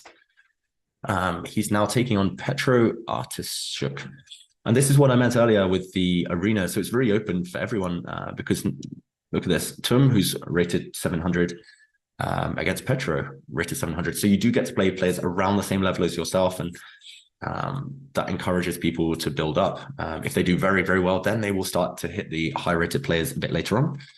Meanwhile, this is a variation of the Damiano Petrov, I think, but it's gone a bit wrong for Black. Black has lost a rook in the corner. So Tum is going to continue the winning streak. That'll be 19 games in a row. Wow. Impressive. Check out Basic George, who has dropped a couple of points since we last tuned in, but still doing very well. Oh, now there's some discover check. Move this knight. There we go. Check. Hitting the king, winning this knight next. Okay, let's check out more of the top players. Some players we haven't checked in yet on. Peltzy Gayashel. Oh, I'm butchering that username, but here, Peltzy is doing very well in 3rd place at the moment. But in this game, struggling up against another 2400, so 2 2400 players. But this is an early blunder by Black. Either the Black Queen or the Black Knight is going to drop now. Next move. And okay, on to the next game. Last game will follow here. We're going to check out XZX Mateo against Vadim Kachaturov. Wow. What a complicated position this is. Black's king is being hunted down, but the white king as well is about to get checkmated in 2 moves. So unless white can break through, it's going to be disaster for that white king. For example, if b3, then the queen, b3, then the queen sneaks in via a3 to checkmate. So this is a really nice idea by white. Giving up a rook though, white's a rook down, but how is this black king going to survive? This looks like a nasty, nasty check. I don't think white's in any trouble here. If anyone is winning, it should be white, but anything could still happen. Black really has to block with the bishop now. Only move. Well played. Defended here. And we'll check back in on all of these players. Sorry, I can't get through everyone. There's over 1,000 people playing right now. 1,100. So thank you to everyone watching. We really appreciate it. The NRC appreciates any donations you can give. There is a link, remember, in the chat to donate. Before I jump back in with the game, I'm actually going to go check out that link just to see if any of you have left messages. That's what we did on Wednesday, just as Black resigns. Oh no, White resigns there. Ooh, White dropped the queen. Whoops, discovered attack. And okay, I'll keep watching this game. But yeah, the NRC, as we mentioned, to anyone who's just joining now, joining the stream, the NRC, they do great work around the world, helping displaced people, helping refugees, giving them new starts, and they're not involved with any politics, any governments, so they are able to do some great work. And every penny on the donation tonight, it goes to them. Chess 24 get nothing, we take no cut, it's just all for the NRC. And okay, I'm just checking out the link now. There have been more donations, so thank you so much to everyone. Okay, if I can load it.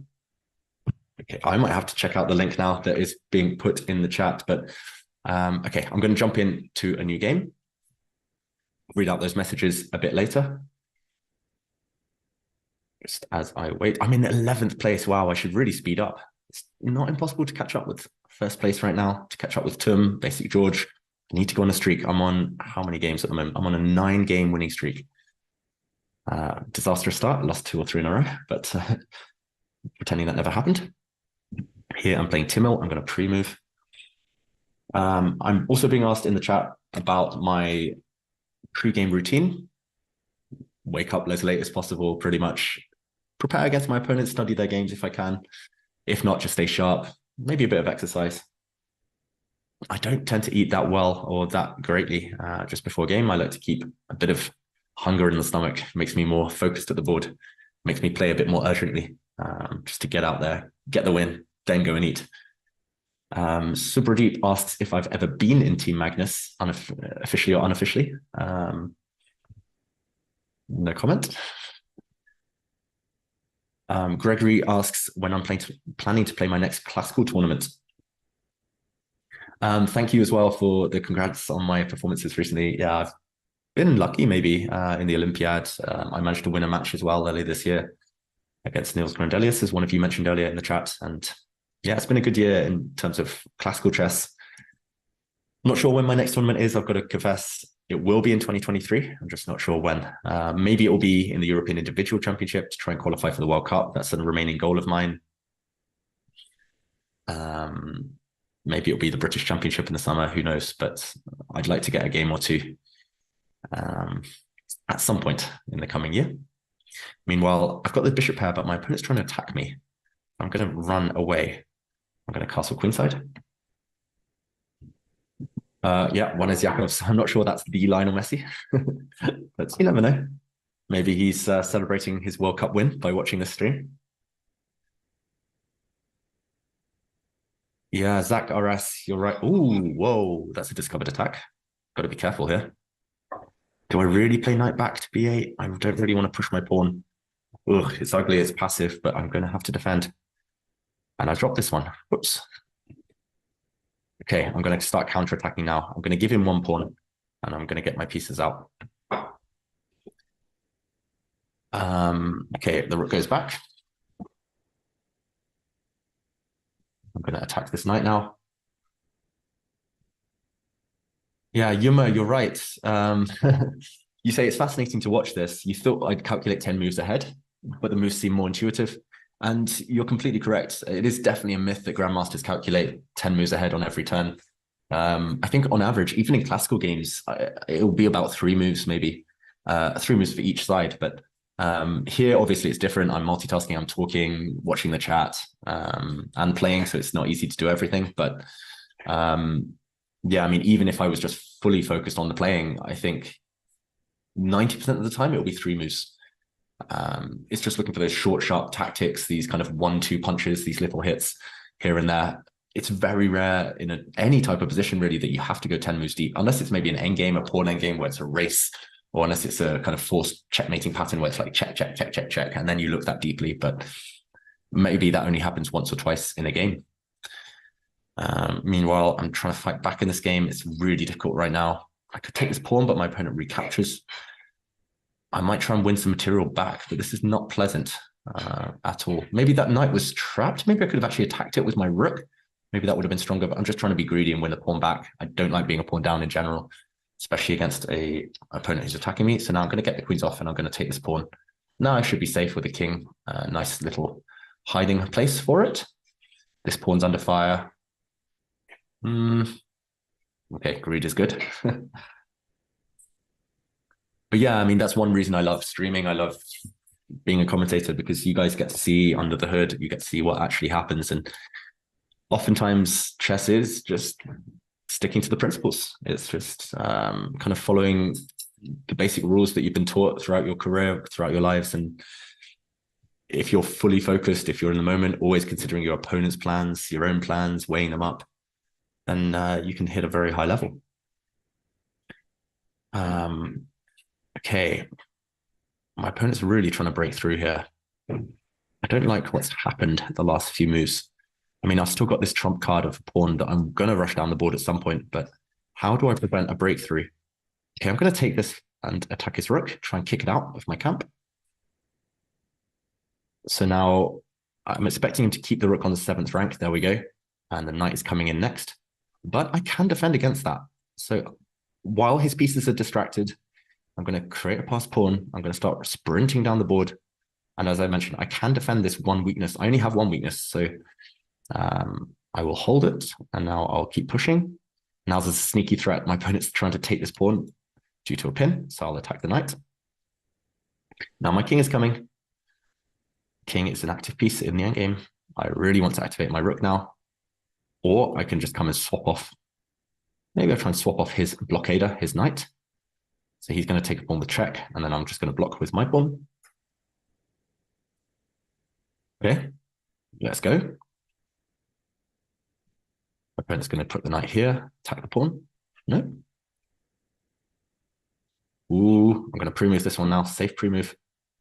I'm going to win this knight and promote. Okay, another safe pre-move.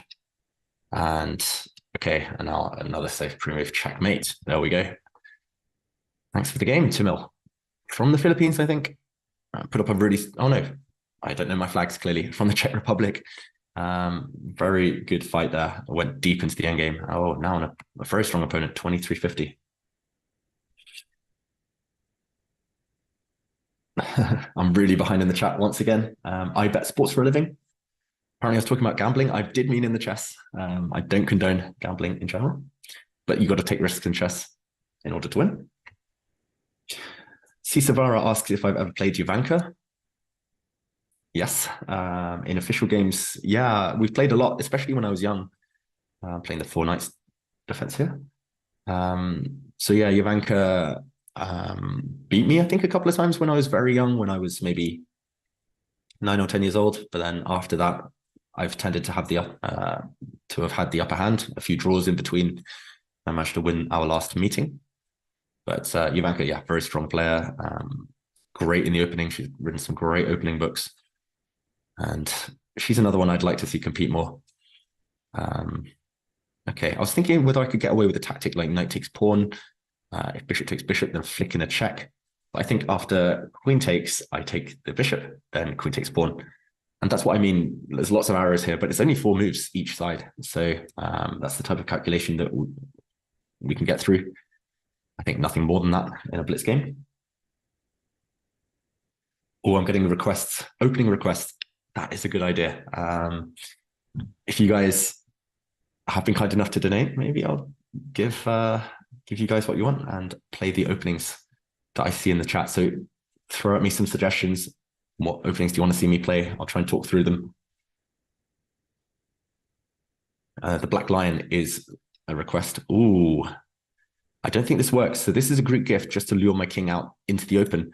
But the key with Greek gift sacrifices is that when you team up the queen and knight, you always need to access this square in order to deliver checkmate. It's the same if you're white in Greek gift, it's the h7 square. If you're black, it's the h2 square. But you've got to make sure your opponent can't cover the h2 square. And here, because my queen covers f2, my bishop covers h2, there's no checks, and I'm just a piece up. So really nice idea there by my opponent, but I don't think he'd calculated deeply enough. He calculated one move too short, and therefore the attack doesn't quite work. And okay, trying to catch up with the chat. You got a chocolate Labrador called Magnus. Oh, wow. That's very cute. Yeah. Send us pictures. Let us see that dog. Michael Duncan, you think myself and Daniel Naroditsky would be a good commentary team? I agree. I mean, not necessarily that we'll be a good team. I hope we are. I hope we would be. But Daniel, he's my favorite commentator out there. He's just fantastic. His impressions, his historical knowledge, his tactics, everything. He just knows it all, sees it all, and he's very good at communicating. And then my opponent resigns. Okay, quick game. I can do this. I can catch up. I'm in 7th place now. Yeah, it's going to be tough. There's some big winning games, winning streaks up here at the top, but we'll see. I'll do my best. David Franklin, since I studied medieval literature, is Gawain's handle Verdanotte based on the Green Knight? Yes. So those of you who know Gawain Jones, I'm assuming, David Franklin, that you're from the UK, so you probably do know Gawain Jones, English Grandmaster, British champion, chessable author. Yeah, I think he was named, his parents, they were big into literature. He was named after the myth Gawain and the Green Knight, the Arthurian legend. And that's why his username on chess.com is Verdanotte. I think that's Green Knight in Italian, and Gawain spent some time in Italy when he was young. He lived there for a while, speaks some Italian, so you are correct. Wow, what a move. Queen d7. So if I play g5 now, does the knight really want to leap into g4? Surely it's getting trapped there. So this is, yeah, King's Indian defense. I've gained some space in the center. I've got a nice clamp now, a bit of extra space. And if my opponent's knight does jump in, I'm just going to move my bishop away. Not sure where. Maybe I'll go the whole way back. And now the knight has landed in a very, very precarious spot. So I should be able to trap it, I think. If my opponent had gone back with the knight, then I would have been free to just push my h-pawn forward and gone for the black king. And it goes back to what we said earlier. Sometimes the opponent wants to play on one side of the board, but if you can strike there first, it can be quite effective. Here, I could, of course, take en passant, but that allows the black knight to leap back. So I am just going to try, which way should I trap it? With the f-pawn or the h-pawn? I prefer the h-pawn. I know my opponent can take here now and force my king out, but I mean, firstly, I can run away, run back. Secondly, I can maybe step across. Okay, I think it's safer to run back. I'm going to plant my bishop on e3. Look at this. The queen has no entry squares now. No way to get to my king. Worst comes to worst, my king can run and hide. And it's so blocked that my extra piece should eventually become a factor. He has no direct checkmates.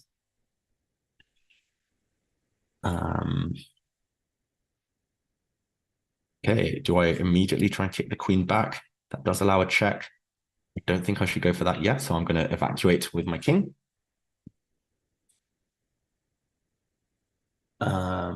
Okay, Dr. Mohammed in the chat asking about cheating. Chess.com have a great algorithm. I trust them implicitly, so I don't think that's an issue in this arena. Let's not worry about that. Let's focus on the positives. We're having some fun. We're playing chess. We're raising money for a good cause. Matan, okay, the knight's coming in. Matan asks, ooh, do I go? Let's focus. Let's try and win this game. Okay, I'm going to kick the queen back. Matan asks, when I play Magnus, Hikaru, or Alareza in Blitz, what do I think is the biggest factor that separates them from me? Good question. The biggest factor is that they're very versatile. They can play all sorts of positions and they play them very quickly. They have fantastic instincts. I'm not saying my instincts are that much worse than them necessarily, but they're very confident at handling, positions where they're struggling, defending, all sorts of scenarios. And I have certain types of position where I'm very strong, but I also have clear weaknesses in my game. So I think that's maybe one area. I don't think I can compete with them in the speed department either. Okay, I've given up a pawn, but now it's even more blocked than before. So very confident now. I'm going to gain some time against this knight. Yeah, I mean, from time to time, I can hold my own against Magnus, Hikaru, or Alareza, but it tends to be in certain types of position. And that's why in classical chess, it's harder to win against top grandmasters because they can steer the game towards areas where they are very strong. But in blitz chess, rapid chess, that's why those three especially do stand out: Hikaru, Magnus, Alireza, because it's hard to contain them. It's hard to steer the game into waters where they're less comfortable and where you can really kind of control and stop their activity. David Franklin asks, I think I was talking earlier about food during chess. I tend not to eat too much before games. Yeah, I do get hungry after those 150 move grinds, but then the dinner is even more satisfying afterwards.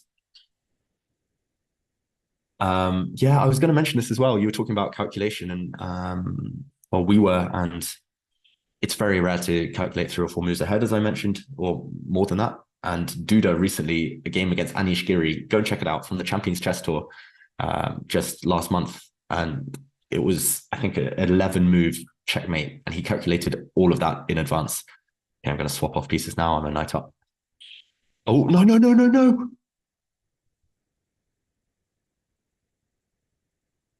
Oh my God, I've pre-moved. For some reason, I thought he was going to play queen takes b5. What have I done? Oh my gosh. Wow. Okay. How do I save this game now? I have to go back with my knight, right? But this is ugly. Oh my gosh. Moments like this. I mean, okay. This is not good at all. Yeah, this is also what separates the best players from mere mortals like me. They never blunder. I clearly do. Okay, I'm just going to defend everything and hope to flag. Ooh, let's double up. Ooh, free queen. Yes, I'm back. I'm back, baby. Okay, safe pre-moves. Oh, my opponent's about to run out of time. I feel a bit dirty there. I feel like I've conned him out of some points, but okay, I was winning a bit earlier, so well played. Beje from the Philippines this time. Well done. That was a great game. You almost had me there. Asking for funny Hikaru or Magnus stories. There's too many. I'm sure you've heard them all before, but yeah, maybe another time. Getting questions about my love life. Also, maybe another time. Who do I think would win in chess boxing, Simon or Lawrence? I'm assuming you mean Lawrence Trent and Simon Williams. Oh, I can't take sides. I love them both. Two great friends. Yeah, there's a height difference, I think, as well there, and a few other things. But in terms of chess, they'd be very balanced. So I'm not going to pick sides. I would love to see the match, though. And I do think chess boxing is going to take off. Millicent Van wants to see the hippo. Okay. Opening requests. I'm getting to them now. I am still, what, like 6-7 minutes behind in the chat. So opening requests, the hippo, the Danish gambit, the Scotch, the bomb cloud. Whoa. Look at this pawn structure as well. That's funky. It's like a little snake. Okay, I want to get my queen out. So the quickest way to do that, it looks a bit weird, but I'm going to reroute my knight and get my queen to attack this backward pawn. It's coming out. Okay, so I'm going to try and make a mental note of those. If I forget, I'm so sorry. I tend to speed through the opening without thinking too much, but I will try to play the hippo, the Danish. I'm not so familiar with the Danish, I must say. I don't know too much about it, but I know what it is. Maybe the bomb cloud, but is that disrespectful? Tell me in the chat, is the bomb cloud disrespectful or not? Okay, I'll step forward. Lionel Messi, David Naroditsky and Hess. Well, I mean, those two are the best commentators out there for sure right now. I learn a lot from them every day when I watch. Should I create the diamond now? If I push forward the diamond pawn structure, how often do you see that every day? It's probably not the best move, but okay, it's too tempting. I should push in the center, but oh, he's coming out now. Yeah, I should have played d4 last move, but oh well, that's life. Okay, he's going to play queen g4, and I'm going to take it. So I come here now, attack some weaknesses. He wants to go for this one. He wants to come back. Oh, this is tricky. Not what I wanted at all. Sveshnikov, Rosu Gambits. Loving these suggestions. Keep them coming. I'll try to get some of them in. Okay, he's attacking this pawn. That's why I mean, it's not ideal, but I had to guard this one. The reason I played f3 is because I thought he was going to drop back and go for this pawn as well on h5. And then I could have played g4, but now the knight's on a different square, of course. But g6 is a bit ugly. I'm going to try and ignore that one, maybe. Okay, it's just pin temporarily. And I'm hoping he takes this because then he has two isolated weaknesses that I can get at later. Oh, Catalan opening. Can I beat Prague? The questions today are just so difficult. Okay, I'm going to get rid of that monster knight. And now I'm going to try and, whoops, I'm so bad with arrows. As anyone anyone who's watched the Champions Chess Tour will know, can't draw arrows. So I'm going to bring my rook to h1. And I'm going to try and pick up all the weaknesses. But it will take time. Okay, I have a feeling my knight is needed on this square, both defensively to defend g2, and I was going to say to try and prevent f5, but he gets it. He gets f5. I don't really want to allow him to push forward even further. My opponent's playing extremely well, I've got to say. Extremely well. Okay, I can't really swap pawns. Wow, I'm down to 20 seconds as well, so I should really speed up. I do like my position still, better pawn structure, but it will come down to a matter of clock handling. And we all know that's been a weakness of mine so far today. Okay, now I'm trying to open another flank. I might try and come around. Oof. Okay. Now I'm going to pre-move this check. I'm going to block the second rank. Okay. I'm going to take here and then check. Oh, I'm going to flick in this one. Okay, I really have to speed up. My a-pawn should win the game in this if I have more time, but unfortunately the clock is a factor. Okay, let's swap, do some swapsies. I have to go forward. Oh, that's not ideal. Still winning, but what am I? Maybe not anymore. Okay, I'm going to come across. I'm going to win this pawn. If he goes, I was going to say if he goes knight f5, that would have been so sneaky. But now I can pre-move everything.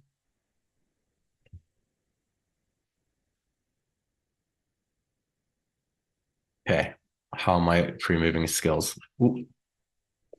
There we go, checkmate, ends the game. Take down a strong player. Sorry guys, I wasn't talking too much at the end there. I really wanted to get that game, get that win. And again, a strong opponent. What's the winning streak at? It's 13 right now. Oh, what happened there? Did I not have another game? I thought I had another game started. That's weird. Okay, I'll take what they give me. Meanwhile, I'm about to run out of juice on my tablet where I'm watching the chat, so give me 1 second, guys.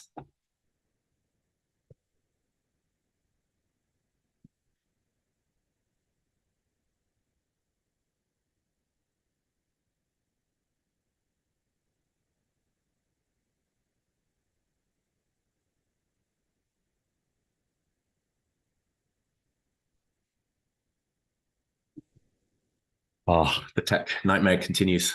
There we go. I plugged it in and wow, the moment I plugged it in, it died. Story of my life.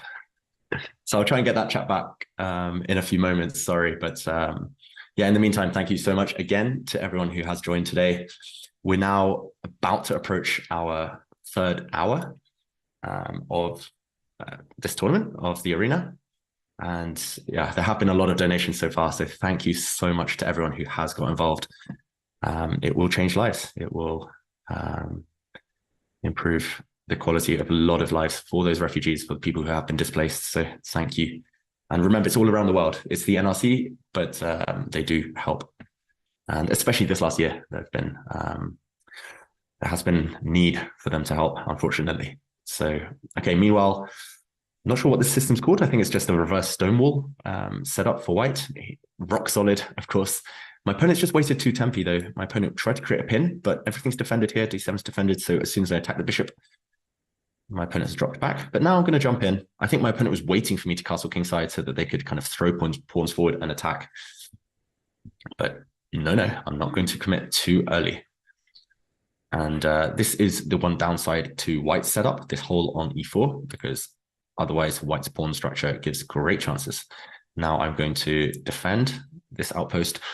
White can give me a double pawn on e4 if they want, but the more exchanges that happen, the worse white's position becomes because this bishop on c1 is totally locked in.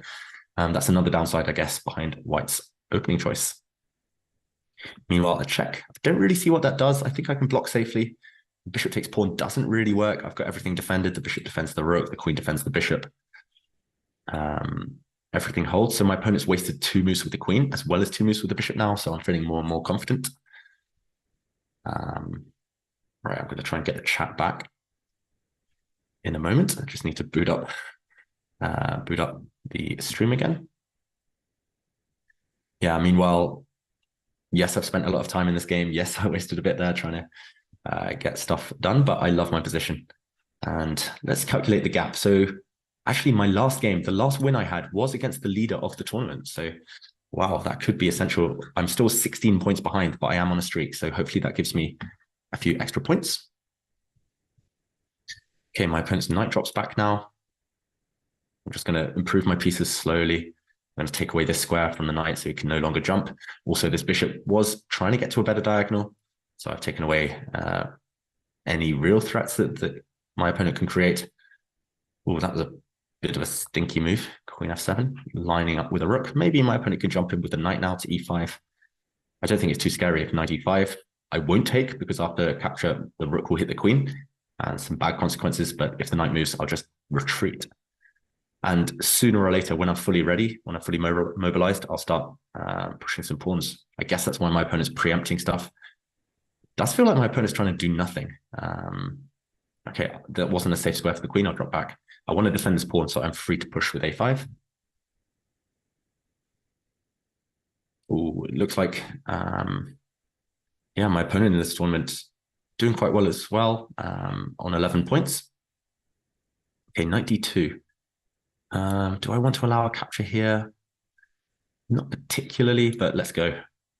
4-pawn attack, the pawn storm, or the mean girls, as my co-commentator Kaya likes to call them. Okay, queen e2, attacking this pawn. Problem is, if I push forward now, my opponent gets an open file, but okay, I guess my opponent isn't really doing too much with it. Okay, attacking my queen now. So the question is this bishop stronger than my bishop?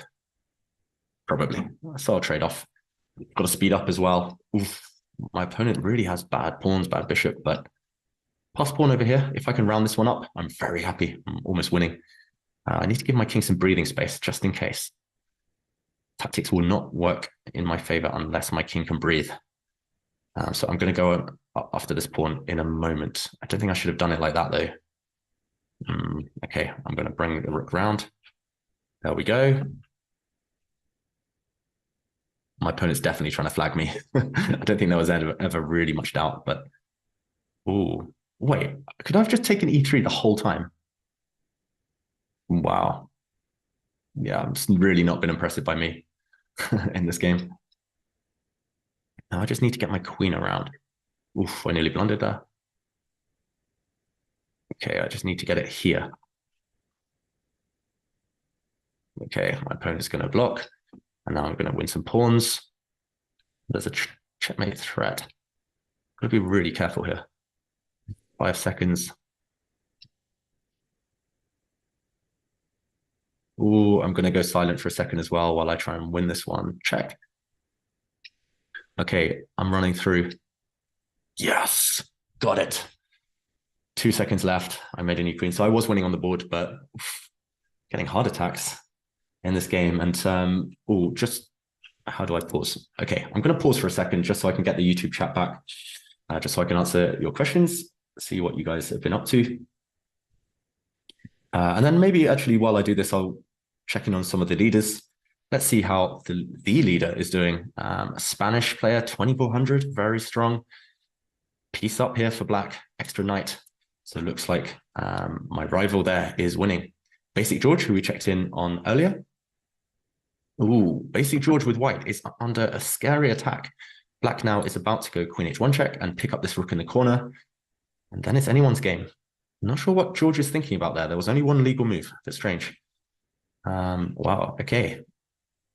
Very close game here. Queen takes rook. White's king is not safe at all. But white has a lot of pawns, a lot of material for the queen. Okay, the chat is back. I've got it up and running again. First comment I see on the chat, Blunderino Howellino. Wow. Yeah, I've been blundering all over the place. Talking of blunders, Basic George has just profited from a blunder. Black played a great game, it looks like. Black was probably just winning there. But yeah, the queen was hanging on c2. Let's check in on one more game before I jump back in. Early days in this one. Not going to read too much into this. A bit of a weird looking pawn of b4. Not sure how it got there. But yeah, very, very balanced. And before we do jump in, can I beat Prague? That was the last question I think I was about to answer. He beat me when he was 12. Enough said.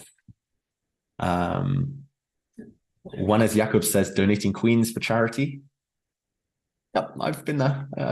It looked like we just saw another nice donation there from a player. Alan asks, will you see me at some strong tournaments someday? Watch this space. I will try and play more in 2023. Tell me your New Year's resolutions, guys. I want to know more about what you guys are planning to do.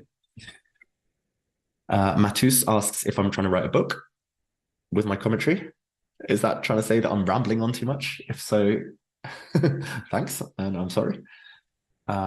Free moves got me out of a mess. Well, they got me into the mess. Free moves got me out of the mess. You're right.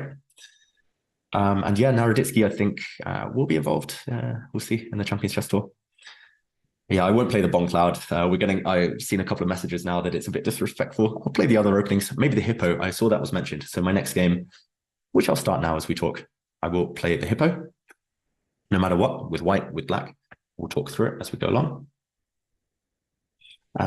Tim asks, what do I do when my opponents play something I've never seen before early in the game? Just like in the Grand Swiss. Yeah, that's a good comment. My opponent's Esipenko, a very strong Russian player. Yeah, he surprised me, I think, on move 3. And yeah, I mean, it just took me a while. I took 15, 20 minutes of the game. But I mean, if it's blitz chess, for example, just take 15, 20 seconds, and then you just readjust, put yourself in a positive mindset, say, okay, there's a reason I haven't seen this before. Often if your opponent surprise you, it's because they're doing something a bit weird or something that's not really correct objectively. And therefore, there should be ways to punish them, or at least ways to get, at the very minimum, a good position for yourself, a good game. And that's what I did in that. I just press refresh, opening preparation out the window, but that's not necessarily a bad thing. You get to freestyle, get to be creative. And often that's actually when you play your best chess, at least for me. Meanwhile, my opponents put a knight in g4. Everything else is looking very balanced. A bit of a weird night, but it can come home. Lionel Messi says, my podcast episode with Levy was really enjoyable. Thank you. I'm glad you enjoyed. Have I just blundered a pawn? I think the answer is yes. Whoops. I won't say why, just in case my opponent's watching. My opponent apparently is a YouTuber, and my opponent is from Indonesia. Yeah, I did a podcast with Levi Rosman a couple of months ago, before the whole merger thing went through, and great guy, of course, Gotham Chess, rightly very popular. Yeah, I think I blundered a pawn because Queen C2 would have hit this guy and indirectly hit this guy on C7. So I would have struggled to keep things intact there. Maybe my opponent could have taken on D5 first and then gone Queen C2. But now I do have a tempo to try and solidify it. So I'm going to drop back knight on F8. There is no mate. Yeah, but this does allow my opponent to lock things down. That's clumsy from me. I should have taken on C4 first and then dropped the knight back. And then I think I was okay, probably about balanced. Now my opponent's locked down this bishop especially. So my position is not very pleasant at all. Okay, I'm going to try and reroute it maybe around. Takes a long time though, so we'll see. I'm being asked to put the glasses on and focus on trying to win the tournament. Still 1 hour left, so maybe I'll make a push at some point. I'm quite far behind the leaders though, so we'll see. Remember, it's not about fun. This is for a good cause. This is for charity, and it is Christmas. The spirit of Christmas is giving, not winning. Well, winning's a bonus, I guess. But okay, for non-professional chess players, how to develop one's skills. I mentioned this on the stream on Wednesday when I was doing some banter blitz. There's a few things I'd recommend. Ooh, naughty. Just slide into the corner. I would mostly recommend just play as much as possible, no matter what level. There's a lot of you watching the stream today. I see 500 on YouTube. I see more on Twitch. But yeah, no matter what the level, play, and always analyze your game. If you play 1 hour, whether it's blitz, classical chess, whatever, then analyze 1 hour. Why not? You need to really put the hard yards in order to learn. Everyone's gone through that process, even the top players in the world when they were young. And it's just got to be done. And ideally analyze with a human, with a friend, with a mentor, with a coach, a buddy, sparring partner, whoever it is, with your opponent. And that's the key. Okay, I don't really know what I'm doing here. I'm kind of just sitting passively and waiting for a mistake. And now I think I can break out. My opponent's going to win a5, but the a4 pawn's also very weak. So how can I profit? It looks like my rooks should be able to get active now and break through. But we'll see. First small sign of nerves from my opponent, maybe. Okay, can I just push him back? I think I can. This rook is nearly out of squares now. My opponent has to be careful, but wow, the trickery has come. So my opponent's attacking the rook, meaning I can't take this bishop yet. So I can either move my rook out of the way or bring my queen in. If my queen comes in, the rook, though, can... Muy complicado, as they say. I'm going to drop my rook back, just keeping things safe. Okay, so I was hoping for this because now, what am I missing? This is a double attack, hitting the queen, hitting the bishop. I think I'm winning material. Oh, and I forgot to do the hippo. Okay, I'm going to play the hippo. Definitely next game, I promise. Hans Henrik asks if I'm in Norway or UK for Christmas. I am in Norway. So I live here now and I love it here. And it's a white Christmas. It's snowing everywhere, so it feels appropriate. Yeah, Norway is the place to be. Okay, now I can see a tactic to win the queen. Do I really want to? With rook b1, queen takes, and then rook takes g2, and then I take. But that's maybe a long tactic and really unnecessary. What should I do? It's time to bring the queen in. My queen's not doing anything. The rook can come to b1 later. It can also come to b2, double up on the second rank. I'm threatening rook c1. Bunch of threats. Okay, I'm going to hit this rook. Ask my opponent what he wants to do with that. I'm going to move out the way. If you want to swap queens, you can. Level on the clock. I've got to be quick. The pre-move's coming into action again. Oh, I don't understand that move. Is that not a free knight? Now, okay, he wants to win my rook on c2, but I can take this one. And next move, I'll gobble up this rook. I'm a rook and a knight up. Very safe king. Actually, our pre-move takes. That's a check. I can pre-move this one. That's safe. Okay, I can give a check, and this is checkmate now in a few moves. Check, check, and mate. There we go. Next game. As we tick under the 1 hour mark for this fundraiser. Benjamin asks, favorite novels and authors? Tough question again. Oh no, I said I'll play the hippo. I'm so forgetful. I'm so bad at multitasking. I'm sorry, guys. Okay, I'm going to play... don't even remember what they call this variation. Bishop c4.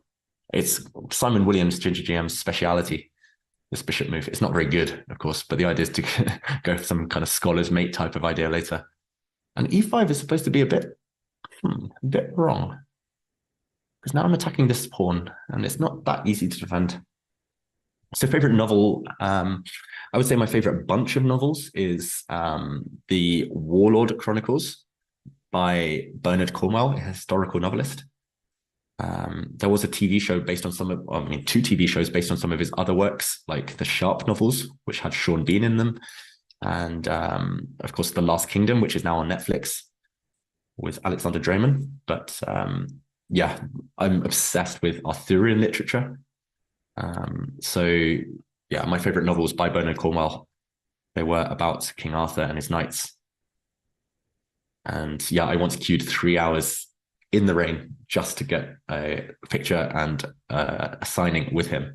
So he's the favorite. Ooh, I'm not sure I should have played that one, but yeah, maybe e4 was an opportunity just to try and win this pawn on h2. This pawn on h2 is not defended because there's a pin along this diagonal, but I managed to escape. I hope that answers your question, Benjamin. David Franklin says, is there something in the water? Probably. 1990 was a golden generation, as you mentioned. There was Magnus, Nepo, Karyakin, MVL, myself, Hammer, Saric, a bunch of players who became 2700 and higher. I think probably about 12 of them at some point became 2700, born in 1990. So certainly a golden generation, but I think that happens once every generation. I mean, for example, now you're seeing the young Indians, the young Uzbekistani players all around the same age within 1 or 2 years of each other, and they're making the leap. So I think it's just a cycle. It's the circle of life, as they say. Yeah, often it takes, for example, our 1990 generation was very strong. Often it takes 15 years for the next generation to come through who can replace the older guys like Magnus now, who is one of the more experienced players.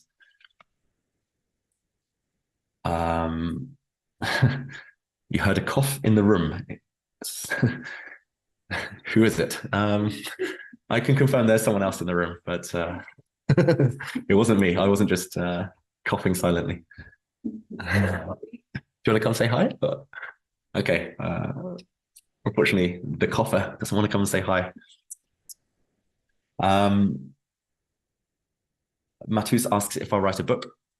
Yeah, I'd love to. Tell me a good topic and I'll write a book. I am yet to find a topic that I really want to write about. So I've got ideas, but it is time consuming.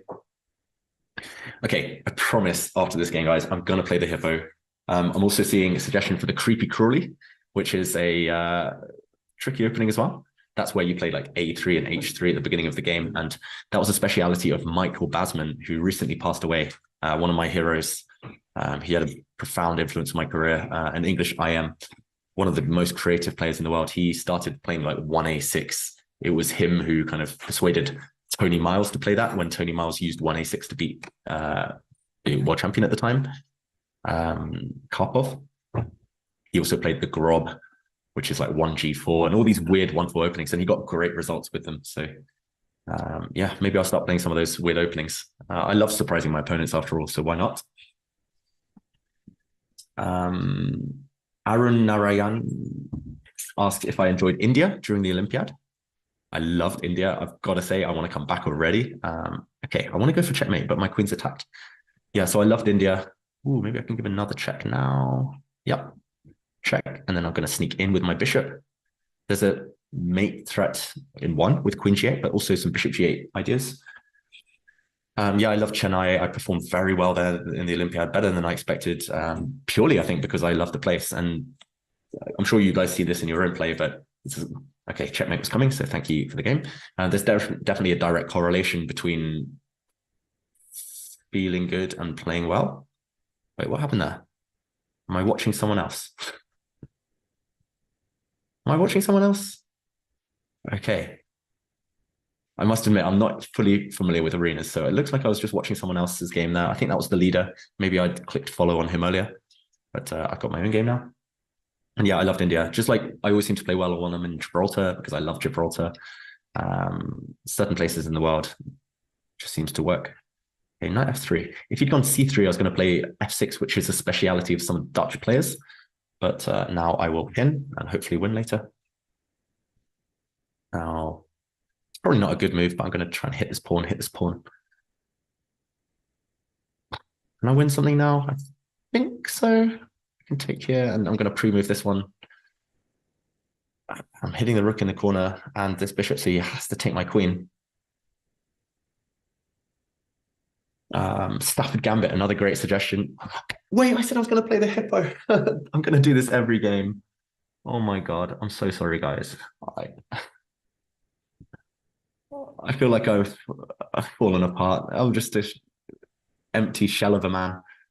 I could take here, but I'm scared my queen will get trapped. So I'm going to just keep things simple. And I'm going to castle queenside. I could have played the Stafford Gambit. I could have played the hippo. I could have done a lot of things in my life, but I keep forgetting and failing. Whoops.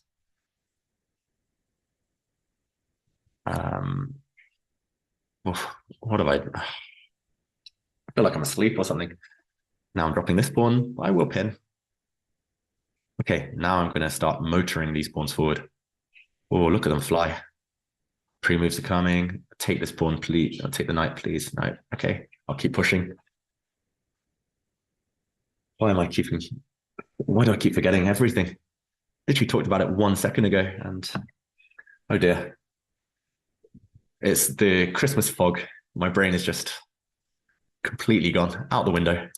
Okay, I'm just going to put my rooks behind my pawns now. My pawns will win the game. Some good questions here. Still a bit behind with the chat, but Jasuya asks how to learn openings correctly. The opponents never play the exact lines learned. Any suggestions, please? Yeah, I mean, my suggestion there is to play practice games. So for example, if you study your openings from a book or from Chessable courses, as soon as you've learned them, immediately go and play some blitz games online. You have chess.com, you have Lichess, you have Chess24, you have all the tools at your disposal. That's a nasty fork. So go play some games, and there you'll learn what your opponents do most commonly. Most often you'll start to recognize some patterns, and you're right, it won't always match what you're told in the books, what you're told in Chessable courses, but the ideas are often the same. And normally there's a reason those moves that your opponents might play. There's a reason they're not mentioned in the book or in the Chessable course. So then you can turn on the computer, you can analyze, you can figure out why your opponent's moves maybe aren't the best, and you can punish them, you can refute them in future. So again, it's a long process. Studying openings, it's painstaking stuff. It's like studying an academic subject, but if you put the work in, if you put the hours in, you're rewarded all the time. I mean, there's one trap, for example, in one of my favorite openings, the Caro-Kann defense. And I think I've won like 50, maybe even 100 games online just from one trap, just because I went and looked it up. I researched it just one time. My opponents kept doing the same thing over and over and over again. So I went on Stockfish and I just checked, should I do against this idea that my opponents keep playing against me? And then I figured it out, and I can just pre-move that whole trap. I've beaten players like Abdusatorov with it, and plenty of grandmasters. So that's the way. Just practice, practice, practice. Online, why not? It takes 3 minutes to play a blitz game nowadays, and you know what your opponents will do. On that note, Jeff Norris asks, should I stay away from, or should anyone stay away from short time controls while still a beginner? No, play whatever time control you enjoy. You'll learn nonetheless if you analyze your games afterwards. So for example, I play blitz quite regularly. I might play blitz 5 times a week for maybe 2 hours at a time. Okay, that sounds like a lot. I really am an addict, but say I play blitz 2 hours. The next day, I'll go study 2 hours on those blitz games. It doesn't necessarily matter the length of the game, as long as you analyze afterwards. That's where the real learning comes in between the games. Okay, another game done. Where am I in the standings? Okay, I'm moving up.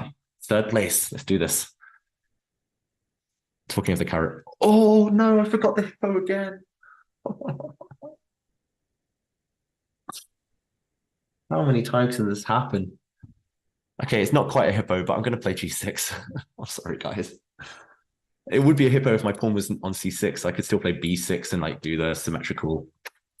Okay, I'll just play some kind of hybrid between the Caro-Kann and the modern defense.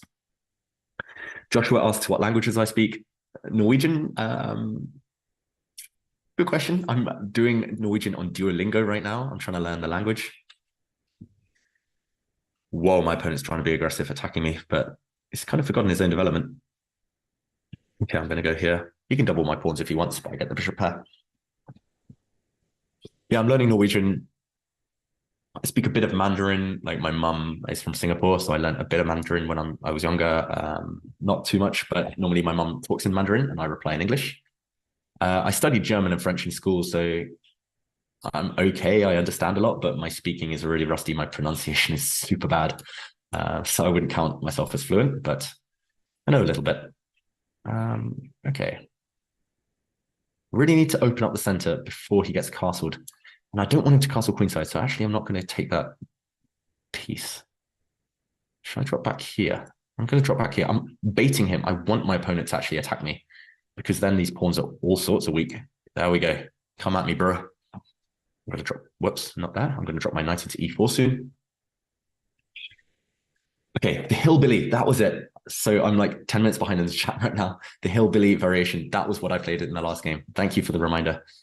I was thinking like it's the Billy something, the Billy goat, or the hillbilly variation. Nice. That's why I need you guys to educate me, to back me up. Chat is extremely educated at blundering pawns. I think I'm extremely educated at that. Delilah asks if my family have ever been to Norway. Yeah, my family, my mom's sister and brother-in-law, they came to Norway in the summer. That was really nice to show them around, show them my new life, my new world. I could take here. Maybe I'll take this one though, just to spice things up. And my opponent had to drop back the bishop because I was attacking his bishop and I was attacking this pawn twice. But now I do get the bishop pair. And do I grab a pawn? Do I be extra sneaky and go for this pawn maybe? Like, I don't really want to remove a defender from my king, so I'll go for this pawn. Yeah, so Norway, love the country, but it's cold as anything and it's so expensive. Oof. Norwegian, I like it. Thor is actually my favorite movie character.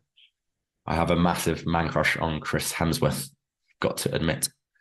Okay, now I'm going to let him take this pawn. If he wants to take it, I'll open up lines against the white king. Okay, he's coming for this one instead.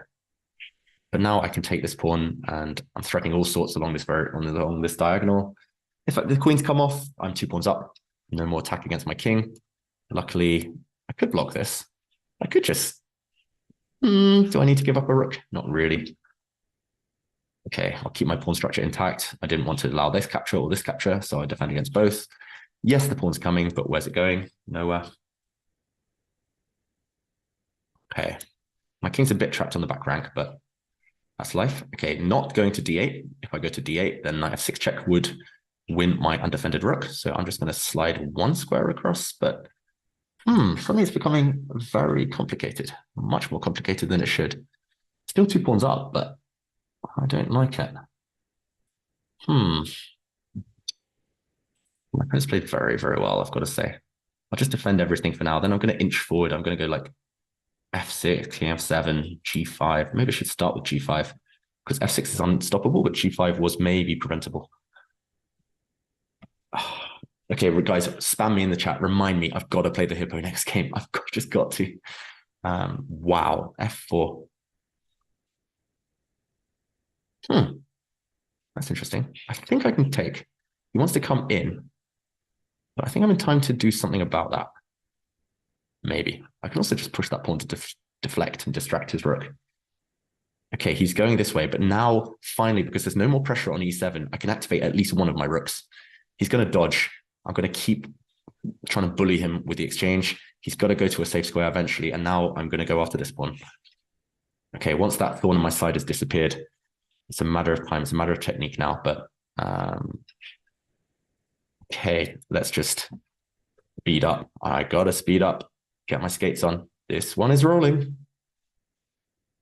And my rook is going to dislodge the white king. I think his pawn is running through. How does he stop? New queen appearing. I don't think he's going to stop it. If he'd gone to block the pawn, I would have given some checks. That would have been game over as well. So it looks like I'm going to get another win. But can I finish it off in 17 seconds? I think so. Even a slow coach, an old man like me, should be able to get this as long as I don't stalemate. It's going to give me a check. And then I'm going to check. And check. And okay, he's going to check me. I should put this rook on a safe square so I can pre-move. Pre-moves are coming. Okay, I just need to hide from the checks. Now I'm safe. Now another check. Okay. Oh, Didn't mean to give that one. That's nearly stalemate. Whoops. Okay, I'm going to try and checkmate now, though. And there we go. The king is trapped. Oof. Should I pause and check in on the other games? There's 42 minutes left. Oh, I want to catch up, though. Let's keep going. And hippo time. I remembered. Thank you, chat. Oh, no! Oh, this isn't my game. Phew. I was watching one. I don't know how to turn it off, like in between games, watching someone else. I was like, finally, I can move like G3, B3, get the hippo. But okay, slow. I've got to breathe. Okay, I'm going to play it in this order. I'm going to get my bishop out. Yeah, sometimes after G6, I don't automatically pre-move bishop G7 because sometimes the opponents go bishop H6 and take. And whoops, bad pre-move. But we'll see the hippo set up in a moment. This is a bit annoying, though, because I can't get the hippo. I can't get E6 and knight E7, which I want to. I'm really behind with the chat again. Sorry. Sorry, everyone. Jonathan Russell says, if I like the Arthurian legend, read Stephen Lawhead's The Pendragon Cycle. I'll check it out. Thank you. I'm being asked if a different David turns up to the chessboard when competitive. Yes. It's an act, trust me. I'm not genuinely like this. I'm just acting. No, I mean, I don't know. Like, I mean, I love competitive chess. I'm very competitive, all board games, all sports. But I always want to play fairly. I want to respect the opponent. I mean, I think that's what we should all strive for, right? Like, sportsmanship is very important in life. Okay, I'm going to come forward. I think this is fine. My opponent can push, but I'll get a nice square for my knight. So it's not quite the hippo. Normally the hippo would be E6 and knight E7, but it's close enough. And now my opponent's taking with the bishop. So his idea after bishop takes is E5. So I'm just going to take with the pawn. And again, this is my favorite pawn structure because the king is super safe behind 4 pawns. Let's catch up with the chat. Have I read Malcolm Gladwell's Blink? No. Sorry, I've heard good things. Oh, should I go this way? Maybe that would be a nice little... No. There's a castle behind my wall of pawns. Malcolm Gladwell, yeah, I've heard a lot about outliers and 10,000 hours and stuff like that, but I haven't read enough. I'm very sorry. Yeah, again, I could block up, but then my bishop's a bit dead. So let's keep the tension. Now my opponent's just asking for me to blow things open in the center. Maybe I'll try this one though. I want to get to his king. My king's safe temporarily, but not forever. So it's a race.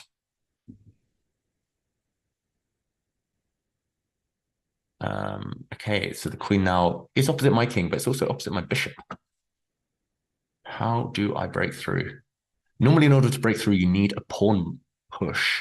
So I'm going to break like this and just, I think at the cost of pawns, it's more important to go for timing. It's all about speed here, not just 39 minutes left of this arena, but I want to get to this king as quickly as possible. I'm playing an FM as well, so a very strong player. And this FM has killed my bishop. So can I checkmate before that becomes a factor long-term? This is a long-term factor. I'm going to open up lines now. Yeah, it's a pity this bishop isn't in the action. Otherwise, this would be pretty much guaranteed checkmate. I might have to blow things open at some point with a sacrifice just to get to the opponent's king. I'll try that now. Okay. Hitting this pawn. I think my opponent has to block. Can they defend it? Otherwise, not easy. Okay, now... Oh, I didn't really calculate this. I should have calculated this. I'm hoping that after the pawn recaptures my bishop, then I'll be hitting this rook, I'll be hitting this pawn. Lines are going to open, and surely that's worse for the white king than it is for mine. Come on, hippo. Let's do this. The hippo is actually one of my favorite openings. I play it all the time in Bullet because you can pre-move like 8 moves minimum instantly. So you save a few seconds on the clock. You're flexible. I love, that's my style in chess, just staying flexible. Okay, my opponent doesn't take the bait, but now I can run away safely, right? I can run with my bishop. I'll step out of the way. And now this pawn is gone, which means I can break things open even more. The queen can't feel comfortable on that diagonal. That's why my opponent steps back and retreats. I'm just going to defend everything. At some point, surely h4, g5 is coming. There we go. Predicting the future. I'm not really sure what it does, but let's find out. How do I win this pawn? Let's do it. Let's just go for broke. Let's go for gold. I really want to get my knight in the game again. Not sure it's right because I'm also opening up my opponent's bishop, but that's life. And now I will close this thing. I mean, this bishop looks dead, but it can reroute eventually on this diagonal, so not too afraid. Going way back in the chat, Simon asks, what's my favorite sport apart from chess? I'll say football, just because I'm one of those. Yep, football and tennis. Zulo asks if I'll visit Singapore soon. I really hope so. I love Singapore. I have like 20, 30 cousins there, so I'd love to. Tim, you played in some way citrus. You played better with no opening theory. Wow, yeah, sometimes it works like that. Sometimes you need to just be fully fresh. Okay, I'm going to come back. I just want to get rid of this defender and then checkmate. Okay, I'll plant this knight in the center. I think I just blundered this one, but yeah, actually, yeah, that wasn't a blunder. It was fine. Now I'm going to take. Okay, I really want to get my rook to this file, but it's not ideal. My opponent also has 3 seconds, so I'm a bit... Yeah, I mean, I'm winning on position, I think, as well. White's king is just almost mated, but yeah, my opponent fought well. Yeah, some way citrus, I heard it was a great tournament. Yeah, I'm sorry you didn't do so well there, Tim, but next time. And maybe some of the freestyling. Oh, it's my opponent playing. I keep playing this Luca guy. I'm going to have to pause soon because you keep playing him on repeat. And here comes the hippo again, just to overcompensate for the lack of hippo earlier. Who do I think are the strongest father-son duos in chess? Do I think me and my dad are in the conversation? Unfortunately not. My dad, when he was alive, didn't really play chess. So it's not us. I know the Sveshnikovs are very good. Or yeah, Yevgeny Sveshnikov and his son. I'm struggling. My brain's gone blank. Can't think of any father-son combos. Or really. Maybe it's not a coincidence that fathers don't teach their sons so much. Chess is stressful. Okay, I'm going to scroll through, fast forward some of the chat. I see like 100 hippo messages, so I hope you guys enjoy. This is the hippo position. Pawns on the 3rd rank or 6th rank if you're black, bishops both fianchettoed, and knights in between. And it's just like a hippo. Oh, why am I doing the why am I doing the body language? You're just like a hippo crouching in the water, waiting for your moment to pounce. And this is the moment I'm going to start edging forward. The knight's coming. Next, I'm going to try and go towards the white king. And the beauty of the hippo is you often leave your king in the center, flexible, just defending your king in the center. And my opponent's playing well, though. Yeah, you're kind of waiting. If your opponent attacks on the king side, you go this way. If your opponent attacks the queen side, like he's doing now, you go the other way. And okay, I'm too scared. My opponent's attacking me. I'm going to get the queens off. Yes, the king's in the center, but it's very safe. Yeah, you guys are right. I should have got a sticky note, drawn a picture of the hippo, but we got there in the end. Yeah, now I love my position, partly because of this bishop just on a great diagonal, partly because it feels like white's overextended a bit, unless white can break through immediately and attack me, which isn't beyond the realms of possibility. Okay, I'm going to put extra pressure on this pawn just to, well, I was going to say deter my opponent from pushing forward. Now, if I take with a pawn, this c5 break is coming, and my king is a bit uncomfortable, so I'll take with the knight. Get everything off the back rank, connect the rooks. What are my thoughts on duck chess? I knew that question was coming. I mean, I must confess I've never played duck chess, not even once. So one day. But I like the idea. I'll just say that. I like the idea. I don't know if it'll catch on long term. I don't know if it's something I'll dabble in, but any variant of chess is always fun. I personally prefer King of the Hill. That's my favorite variant. Closely followed by, ooh, I could take a pawn and try and go for it, but then knight takes. Yeah, King of the Hill closely followed by Fischer random chess. Okay, I'm very happy with my position. I'm going to lock his bishop out at some point as well. Now, let's go behind first. Let's attack these weaknesses. This is why pushing pawns is very risky. If you overextend, if pieces come off the board, if your opponent can sneak behind, then they're clear targets. That's why the hippo's so good. You just wait. Whoa, that doesn't work, does it? I block the pin and I win.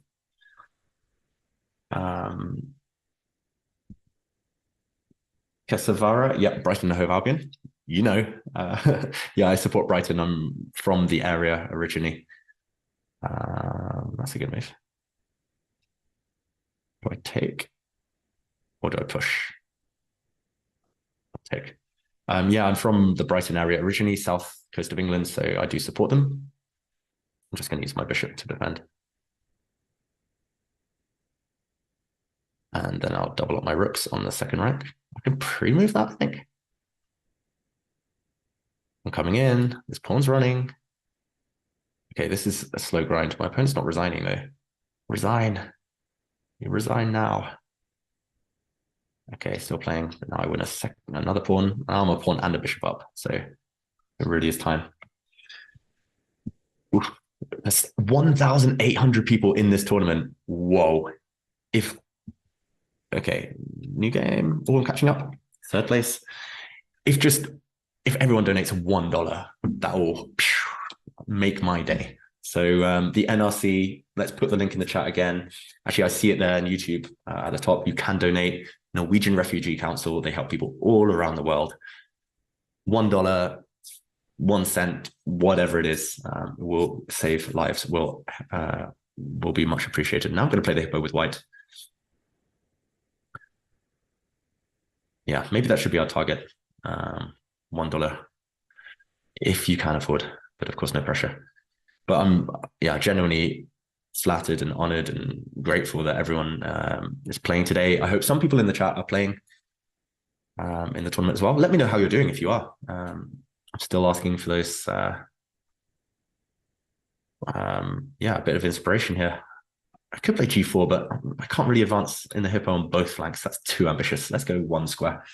Let's wait and wallow. Ooh, now this diagonal is very open. Okay, you don't normally castle in the hippo, but I'll just put my king on this square, protect this pawn. There we go. My opponent was attacking it. Now I'm ready. I'm super flexible. f4, c4. I'm not worried about that. h4, I just block. Let's time it now. Let's go for the explosion. Okay, Tim, you're planning to play in Fagernes in Norway in April. Wow, I've heard amazing things about that tournament. I've heard Fagernes is held at a holiday resort with great food.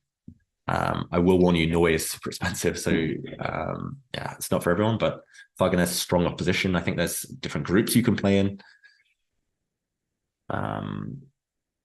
Yeah, I do approve of that idea. And let me know how it goes. I hope you do very well. And I'm a pawn down here, but these are weak. This is weak. Isolated pawns. Look at the bishop cutting across. I could try and take advantage of the pin, but the idea, I think, of my opponent is that if I push and attack his knight or her knight, then the rook slides across, also pinning, and my bishop is loose. So I try not to rush in these types of scenarios. I could go after this pawn, or I could just improve my knight. And actually, this is tempting as well, going after the a4 pawn. I'm going to keep things simple, go after the Isolani here.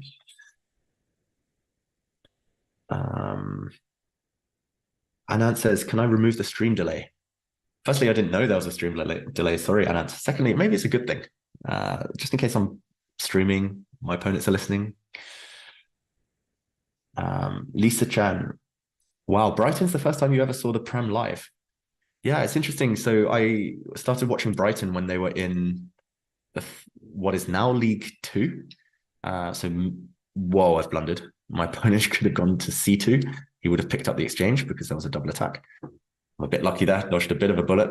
Or maybe I should play rook d2 just to get off that diagonal.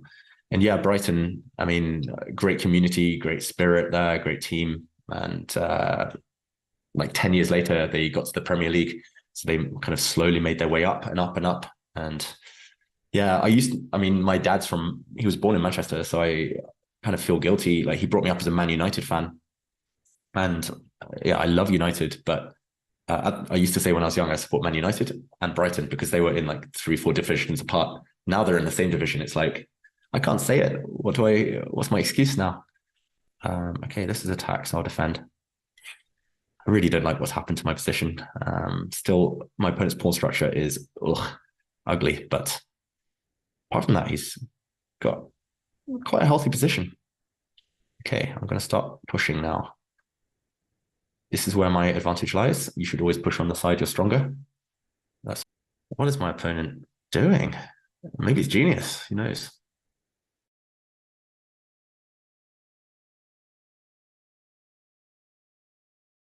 I need to activate my rook. Maybe I could have just continued steamrollering ahead. Oh, forgot about that. I thought if he takes, I make a queen, but oh dear. Suddenly, 19 seconds. Oh, I need my king in the action. Okay, let's go back. Oh no, that was a horrible move. I've got to fight for the draw now. I mean, I should have just taken a pawn on d2 and just be done with it. Okay, let's do this. Okay, speed. I feel the need. Speed. I need to come around. Oh my god, my opponent's playing well. My opponent's playing super well and can force a draw. The streak is over, guys and girls. Oh, I was winning this one as well. Yeah, d2 was a clever move, confused me.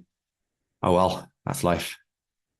And it might be time to see how the standings are going. So still, Mr. Peltzigiashel from Spain, first place, looks like steaming ahead, 29 out of 35. Very impressive score. Basic George and myself are coming next. DTD. Okay, another hippo. Okay, first one to say an opening in the chat gets my... Oh, I've got 11 seconds. Say an opening, someone in the chat. Otherwise it's d4. Oh, okay. I'm not sure if the chat refreshed quickly enough there, but yeah, it's a pity that streak ended. D2D also playing well. Shout out to all of these people. I mean, shout out to everyone playing, nearly 2,000 players right now. And I think because there is a bit of a lag with the stream, I wasn't able to, I wasn't able to play those openings in time. But okay, Reti has been suggested. This could transpose from Reti, I guess. The bird, Vienna. I saw the Catalan earlier, and this is like a hybrid Catalan and Slav. So we're going for this one. A4. I don't think that's a very good move, actually, but we'll see. Okay, now my opponent's committed. I'm going back, and now this pawn is at least a bit loose. So I've lost some time, but can my opponent hold c4? That is the question. Now I'm going in. Ooh, look at this juicy pawn. Bishop takes c6.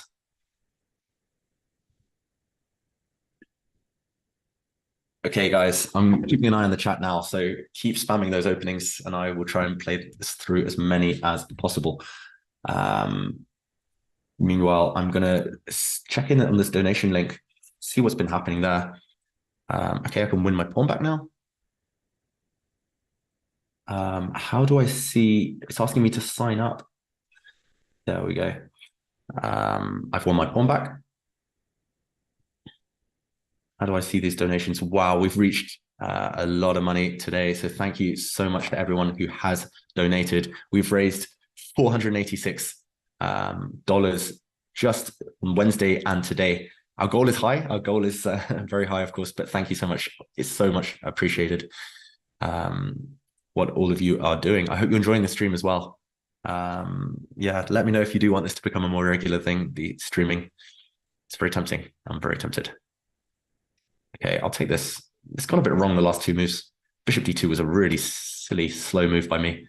But okay, it's roughly level. Yeah, so thank you to everyone who has donated. And yeah, I hope you are enjoying your Christmas holidays. Bishop takes c3. I think my opponent is relying on a trap. If I take this pawn, then the bishop comes to skewer me on this diagonal. But can I flick in this one first? I'm using this rook because my other rook, it's always a question, right? F rook, A rook, which one do you choose? But this rook is needed to defend f2 exactly. My opponent attacks f2. I must admit, I forgot that he could defend the c3 pawn. But now I can jump in. That's a fork. And where's this bishop going? I think it's trapped. I don't think it can be defended. Yeah, wow. I'm so humbled by the amount of donations and really, really appreciates what's happening. I can see as well some of the comments. Okay, my opponent gives up the bishop. It was trapped after all. Richard Allen, thank you for the kind words. I'm glad you're enjoying the stream. And thank you for the donation. Okay, I was going to play rook c1, but then my opponent's queen is coming in. I could block the c file with rook c6 or bishop c6. Maybe that's wise. I could also give a check, but my opponent's king runs away. It doesn't really change too much. Check with the bishop. Yeah, let's do it. JS, wow. Thank you so much for the donation of $5 today. And you also donated on Wednesday. I appreciate that. Okay, now I can take this pawn safely. I'm going to come in for the king. Thank you to Knut. Thank you to Matt. Some anonymous donations as well. Thank you to David Franklin. Thank you to Radrus. Thank you to Nick. Just everyone. Wow, just so kind. And wow, I have 19 seconds. Okay, I'll thank the rest of you soon. I have a bishop and a pawn up though, so I should wrap this up, but gotta be quick. Okay, I've given a pawn back. I just want to get my pieces coordinated. I'm hoping he takes with the queen. No, okay. I'll go after this pawn instead. If the queen had gone, then I could use the e5 square as a launching pad with a check. Okay, the rook's coming in. That's fine. I'm defending from afar. Okay, I'm just going to keep my king nice and safe. Worst comes to worst, I can swap off queens, but I don't know if I have time for that. 11 seconds left, so I'm going to try and swing my rook across. Okay, now I'll swap queens. Okay, and safe pre-moves. I'm just going to put my piece on safe defended squares. Okay. Oh, can I do this? 9 seconds. What do you think, guys? Tell me in the chat. Am I going to win this one? Oh. I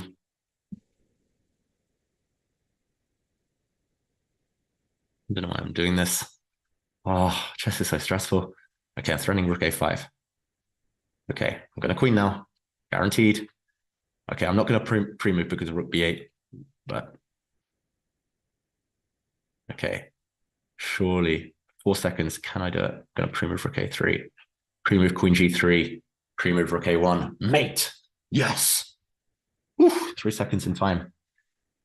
Oh, One Year Land, FM, very, very strong player and proved it there. I had to dig deep to win that game. Yeah, I'm seeing a lot more donations as well. And thank you to everyone who's done it anonymously, even those who haven't put names or messages.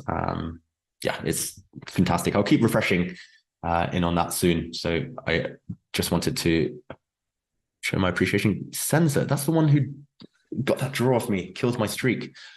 Okay. I'll play this one. No idea what the name of this opening is called. Knight c6. Okay, let's transpose to the trigger in. I think I saw the trigger in suggested, not recently, but much earlier in the stream. And it used to be a childhood favorite of mine. I think I take here. And yeah, if he takes, I take. So this is like the perfect bishop now, but I don't really know what to do next.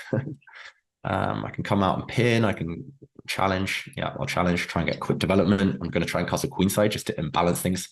I need a quick win or two if I'm going to have any chance of getting a medal, getting top 3 in this tournament. I'm just going to refresh so I can catch up with the chat. Oh, I see a lot of people asking for 1f3, king f2. Oh, the queen's coming for my king now, so I'll definitely castle the other way. I'm so changeable. Oof, can't make my mind up.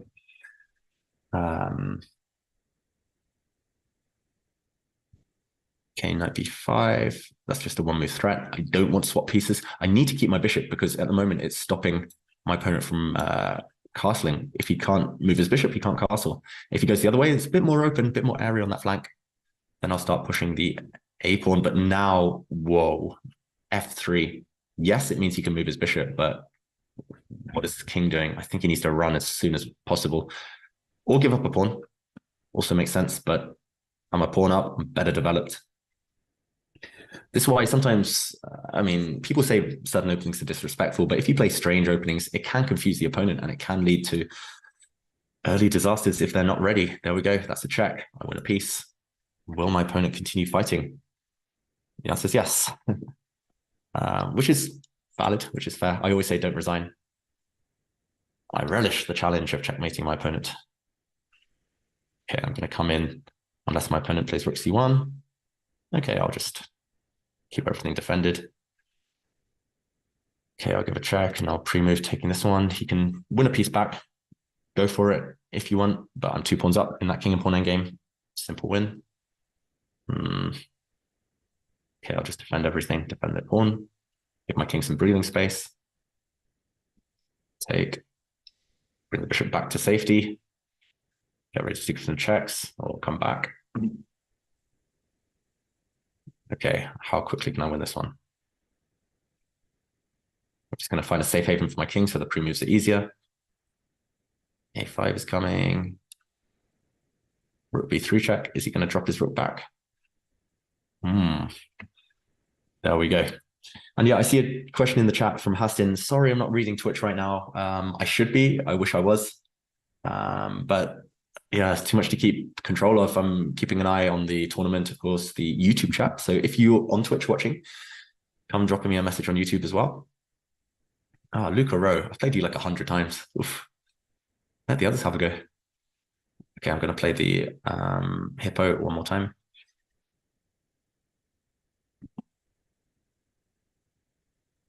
David, what's your all-time best first name team? Alexander, Mikhail, David.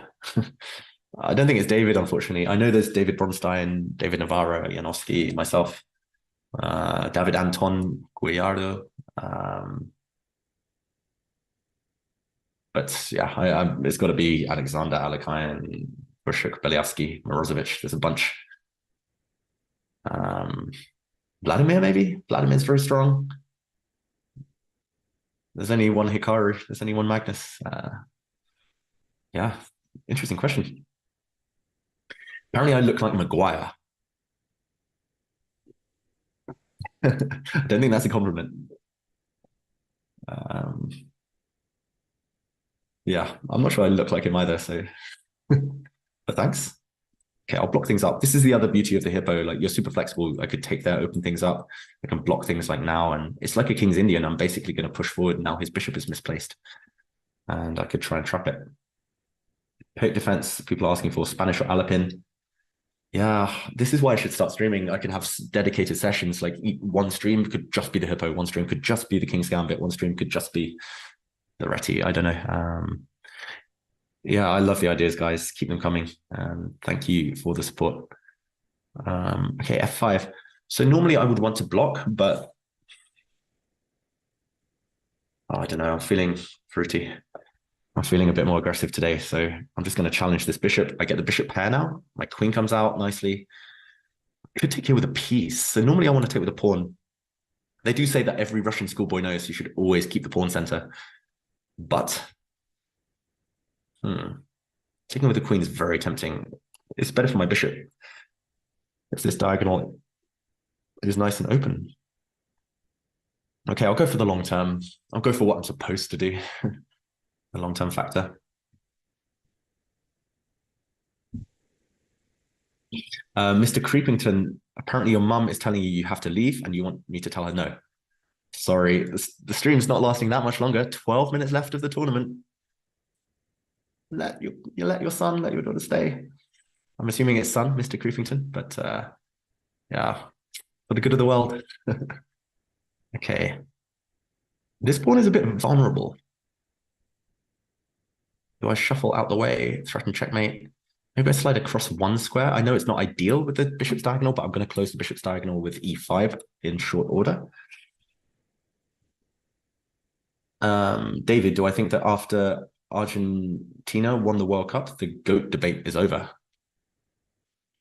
I love Cristiano Ronaldo, but yeah, I think Lionel Messi, who was here in the chat earlier, I must say, is probably pipping it. Mr. Creepington, thanks for hanging out. Thanks for staying.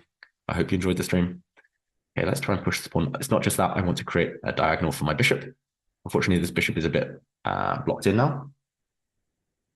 Vienna Gambit, that's another one I've learned actually. I've studied a lot recently and I do love it, the Vienna Gambit. So I should really take your advice and play. I agree. Oh, Pele also, yeah. Sad to hear he's in poor health, but yeah, one of the best players in the world. Oh, these rooks, look at them. They're about to get forked. My knight's going to jump in and double attack against the two rooks. JS asks, can GMs really understand how to help adult club players reach a master? Not all of us. I mean, certain grandmasters are very good at coaching. Certain grandmasters detest coaching. Oh, I see some sweet tactics here. I've got to say, I don't know if they work though. Rook takes. I really want to drop in a check, like with some discovered attack. I don't know if it works. Why do I need to? Let's just bring the bishop in. But yeah, certain top players are very good at coaching, very good at imparting wisdom, making others understand, helping them understand. But also top players, they tend to forget that not everyone's on their level. So there's a real mix and match. Often a lot of the coaches out there, a lot of the streamers, content creators, they're very aware of their audience. They're very in touch with the kind of demographic, the kind of adult improvers, the learners. So they tend to be the best. You see on Chessable, for example, they tend to be the best at imparting wisdom, speaking. Good sense. Oh yeah, I was about to play knight takes g7 there with a discovered attack from my bishop, but thanks for the game, Lucaro. Oh, I'm in second. 10 minutes. But yeah, often the best way to learn is actually to play with someone, learn with someone, study with someone on your same level. That is my piece of advice. Or maybe slightly above, just to push yourself, to challenge yourself. Now I'm playing Eva from Slovakia, I think. Yep, Slovakian flag. And okay, I saw a request for the Vienna Gambit, so I'm going to try after e4. I also saw the Alapin pop up quite a few times. So this is my childhood favorite opening. I would have played the Freiliver attack Torre. I would have played the Vienna maybe if given the opportunity, but we went with the Alapin. And yeah, Stonewall, another suggestion. That's, yeah, so little time, so many openings. And here, bishop e2 is the move I used to play as a kid. D takes c5 was the move I played when I got a bit older and liked more imbalanced positions, because after queen takes queen, white's king is stuck in the center for a long time. White gets a wretched pawn structure. But, oh, I was about to say knight d2 is the move I like nowadays, but then I played bishop e2.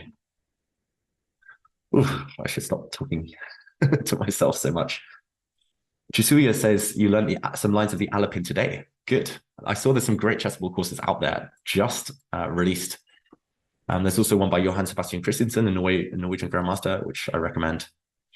I mean, I wanted to write a book on the Alapin actually years ago. I have so much subject material. I've played this opening thousands of times in my life, online, offline. But yeah, so little time. Maybe in the future. Yeah, bishop e2 is just solid.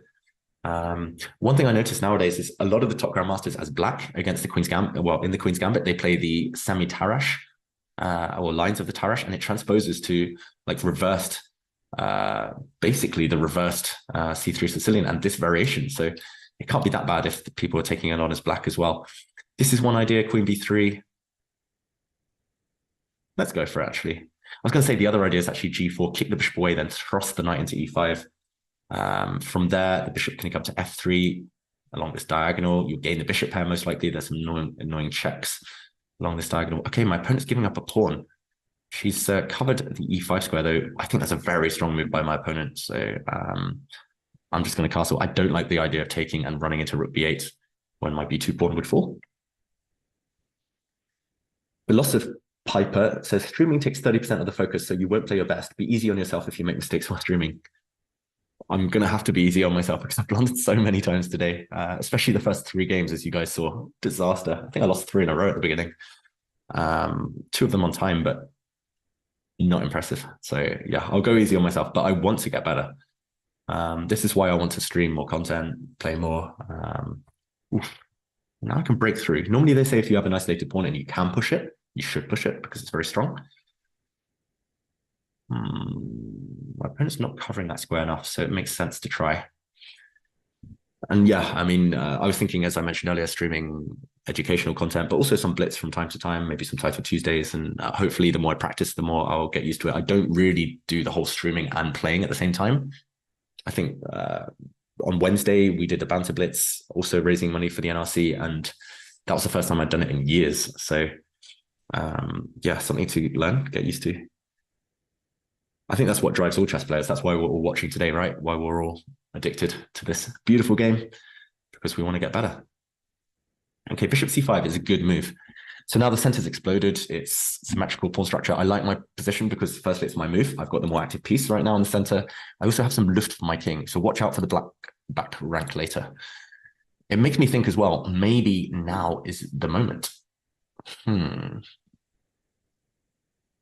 mean, I could exchange a bunch of stuff first and then get greedy. Let's go. Let's go. This is what my instinct tells me. And earlier there was that question about calculation. I haven't calculated this, not nearly enough, but I'm hoping. I mean, there's moves now. There's tempting moves like knight takes and then rook takes, and there's some calculation to be done there. I'm just going to retreat, I think, because now if this capture ever happens, there's going to be serious back rank trouble for black. And yeah, this capture is probably just the way to do it. Oh, that's clever, actually. I don't really want to take with the pawn, then my king's eternally weak.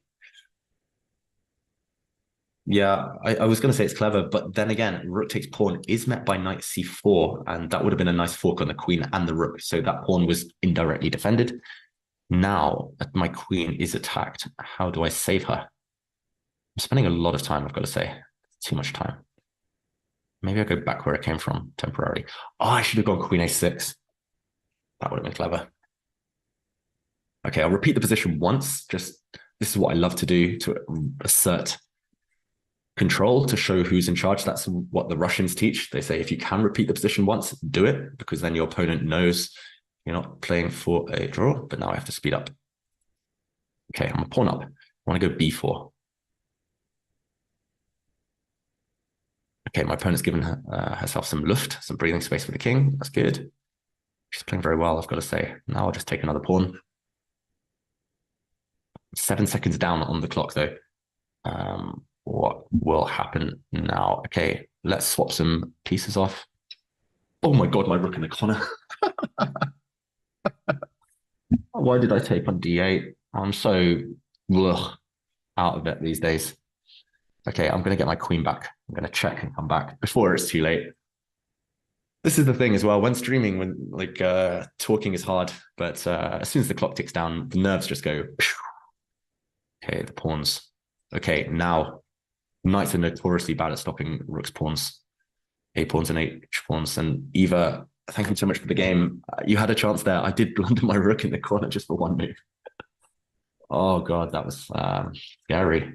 3 minutes left, guys. Let's try and get one final game as we reach 2,247 players. Wow, that was a good game. I can tell Eva's strong. I'm curious who she is. Maybe she plays for the Slovakia national team. But yeah, thanks for the game, Eva. Let's try and get one last going. Edin Morale. I'm going to have to go super aggressive because I think the arena... Ooh, Vienna. Let's go Vienna. I'm going to pre-move. Should I pre-move f4? It's risky. Let's pre-move it. But yeah, I think the arena cuts off at the 0 mark. It's not like other sites where it lets you finish your game, but it cuts off. The game is ended automatically. And okay, the acid test of white's opening is to push the pawn to d5. I'm going to keep sacrificing this pawn. It's like an accelerated king's gambit. It's like a juiced up version. And oh, this f7 pawn is so tender now. Surely I've got to break through to that target. I'm expecting my opponent's knight to develop. There we go. I'm just going to calmly open up my bishop. At some point, I can castle this way. I could also castle the other flank, depending on what my opponent does. Okay, 2 minutes. I'm going to try and win this one before 2 minutes. Oh, that's a good move by my opponent, though. Oh, no. Oh, that was almost a bad pre-move. A3. Okay, I was quick enough to correct it. So now my bishop's gone. Checkmate isn't coming anytime soon. I'm just still going to try and play quickly and aggressively, throwing all the pawns forward, but not going to be easy, this one. Tim says favorite chess variation at the moment is the Leningrad Nimzo. Wow, must admit I've never heard of that one. Interesting stuff. Ross Wallace, my commentary is what got you into following professional chess. Wow, thank you. I'm glad it helped on your chess journey. And yeah, I hope we keep your interest in the near future. There's a lot more to come with professional chess, and I hope you're enjoying learning and playing as much as you can yourself. Shout out to Russ. Okay, I'm going to shuffle my king in the corner, and then I'll go for checkmate. Now my pieces are perfectly primed and ready. This knight is not great, though. It's dominated by this pawn. Ooh, but that forgets about my open rook. And now I'm going to line up, double up on the A file, and a breakthrough. If I can get my bishop to B6 as well, that will cut off the escape square on C7 from my opponent's king. So that's my plan over the next 3 moves. Bishop here. I'm not just attacking the rook, I'm closing the king's cage. And mate is coming, and pre-move. No, ooh, bishop A3 is the only way to stop. Whoops. Bishop A3 is the only way to stop mate in 1. Wow. I'm going to get there 36 seconds, unless my opponent sits there and stalls, which I'm hoping they don't. And meanwhile, congrats to Palsy Geasel. Oh, well played to my opponent, Eddie Morale. Thank you for resigning there rather than stalling. And we don't want to play next game because it will end in 16 seconds. Let's cancel that next game. And yeah, congrats to Palsy. I'm going to keep your name there, for winning the arena over 3 hours. 3 hours. This longer than I've played chess in months. And there we go. The final results. We do see 34 wins for Palsy. Only 6 losses. Very, very impressive stuff. I managed to get 26 wins myself in the end, but it was a slow start. I did lose 3 at the beginning.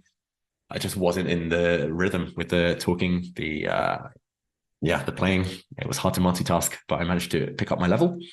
Thank you to everyone who's joined as well. There were 2,291 players involved. I thought there would be like 50. So thank you to everyone so much for taking the time out on a Friday night, just before Christmas. And I wish I could read out all 2,000 names, but I appreciate it. Thank you so, so much. And before we... there's a game going on for some reason, but before we do end this stream, I just want to remind you, this is the final chance to donate to the NRC. The link is at the top of this stream. And yeah, I will just check in on those people who have streamed, just so I can read out some names one more time. Yeah, so humbling and so generous of all of you. I'm hoping that the NRC will be able to help a lot of people now around the world in the coming weeks, months. And wow, we've raised $546 on Wednesday and today combined. So I think around 300 of those dollars were today during this arena. So thank you very, very much. I'm just going to read out a few more names. Thank you to Kat. That's very generous. Thank you to Disinformation. I can't see the full username there. Very generous as well. To Charles, Richard again, JS, all of you. We appreciate it. And yeah, and thanks for the support with the streaming. I will be back in the new year. In the meantime, 26th of December, it will be the World Rapid Blitz Championship. Magnus Carlsen, Hikaru Nakamura, Nepomniachtchi, a lot of the top players in the world, they will be there. And I'll be commentating on that with Lawrence Trent. So tune in if you're not sick of my voice yet. And yeah, there's a lot of fun, a lot of chess going on this Christmas time. Anyway, I think I'll leave it there for now. Thank you so much for keeping me company over the 3 hours, and I hope you enjoyed the stream. Thank you, everyone. Merry Christmas to everyone, to all of you. Good night.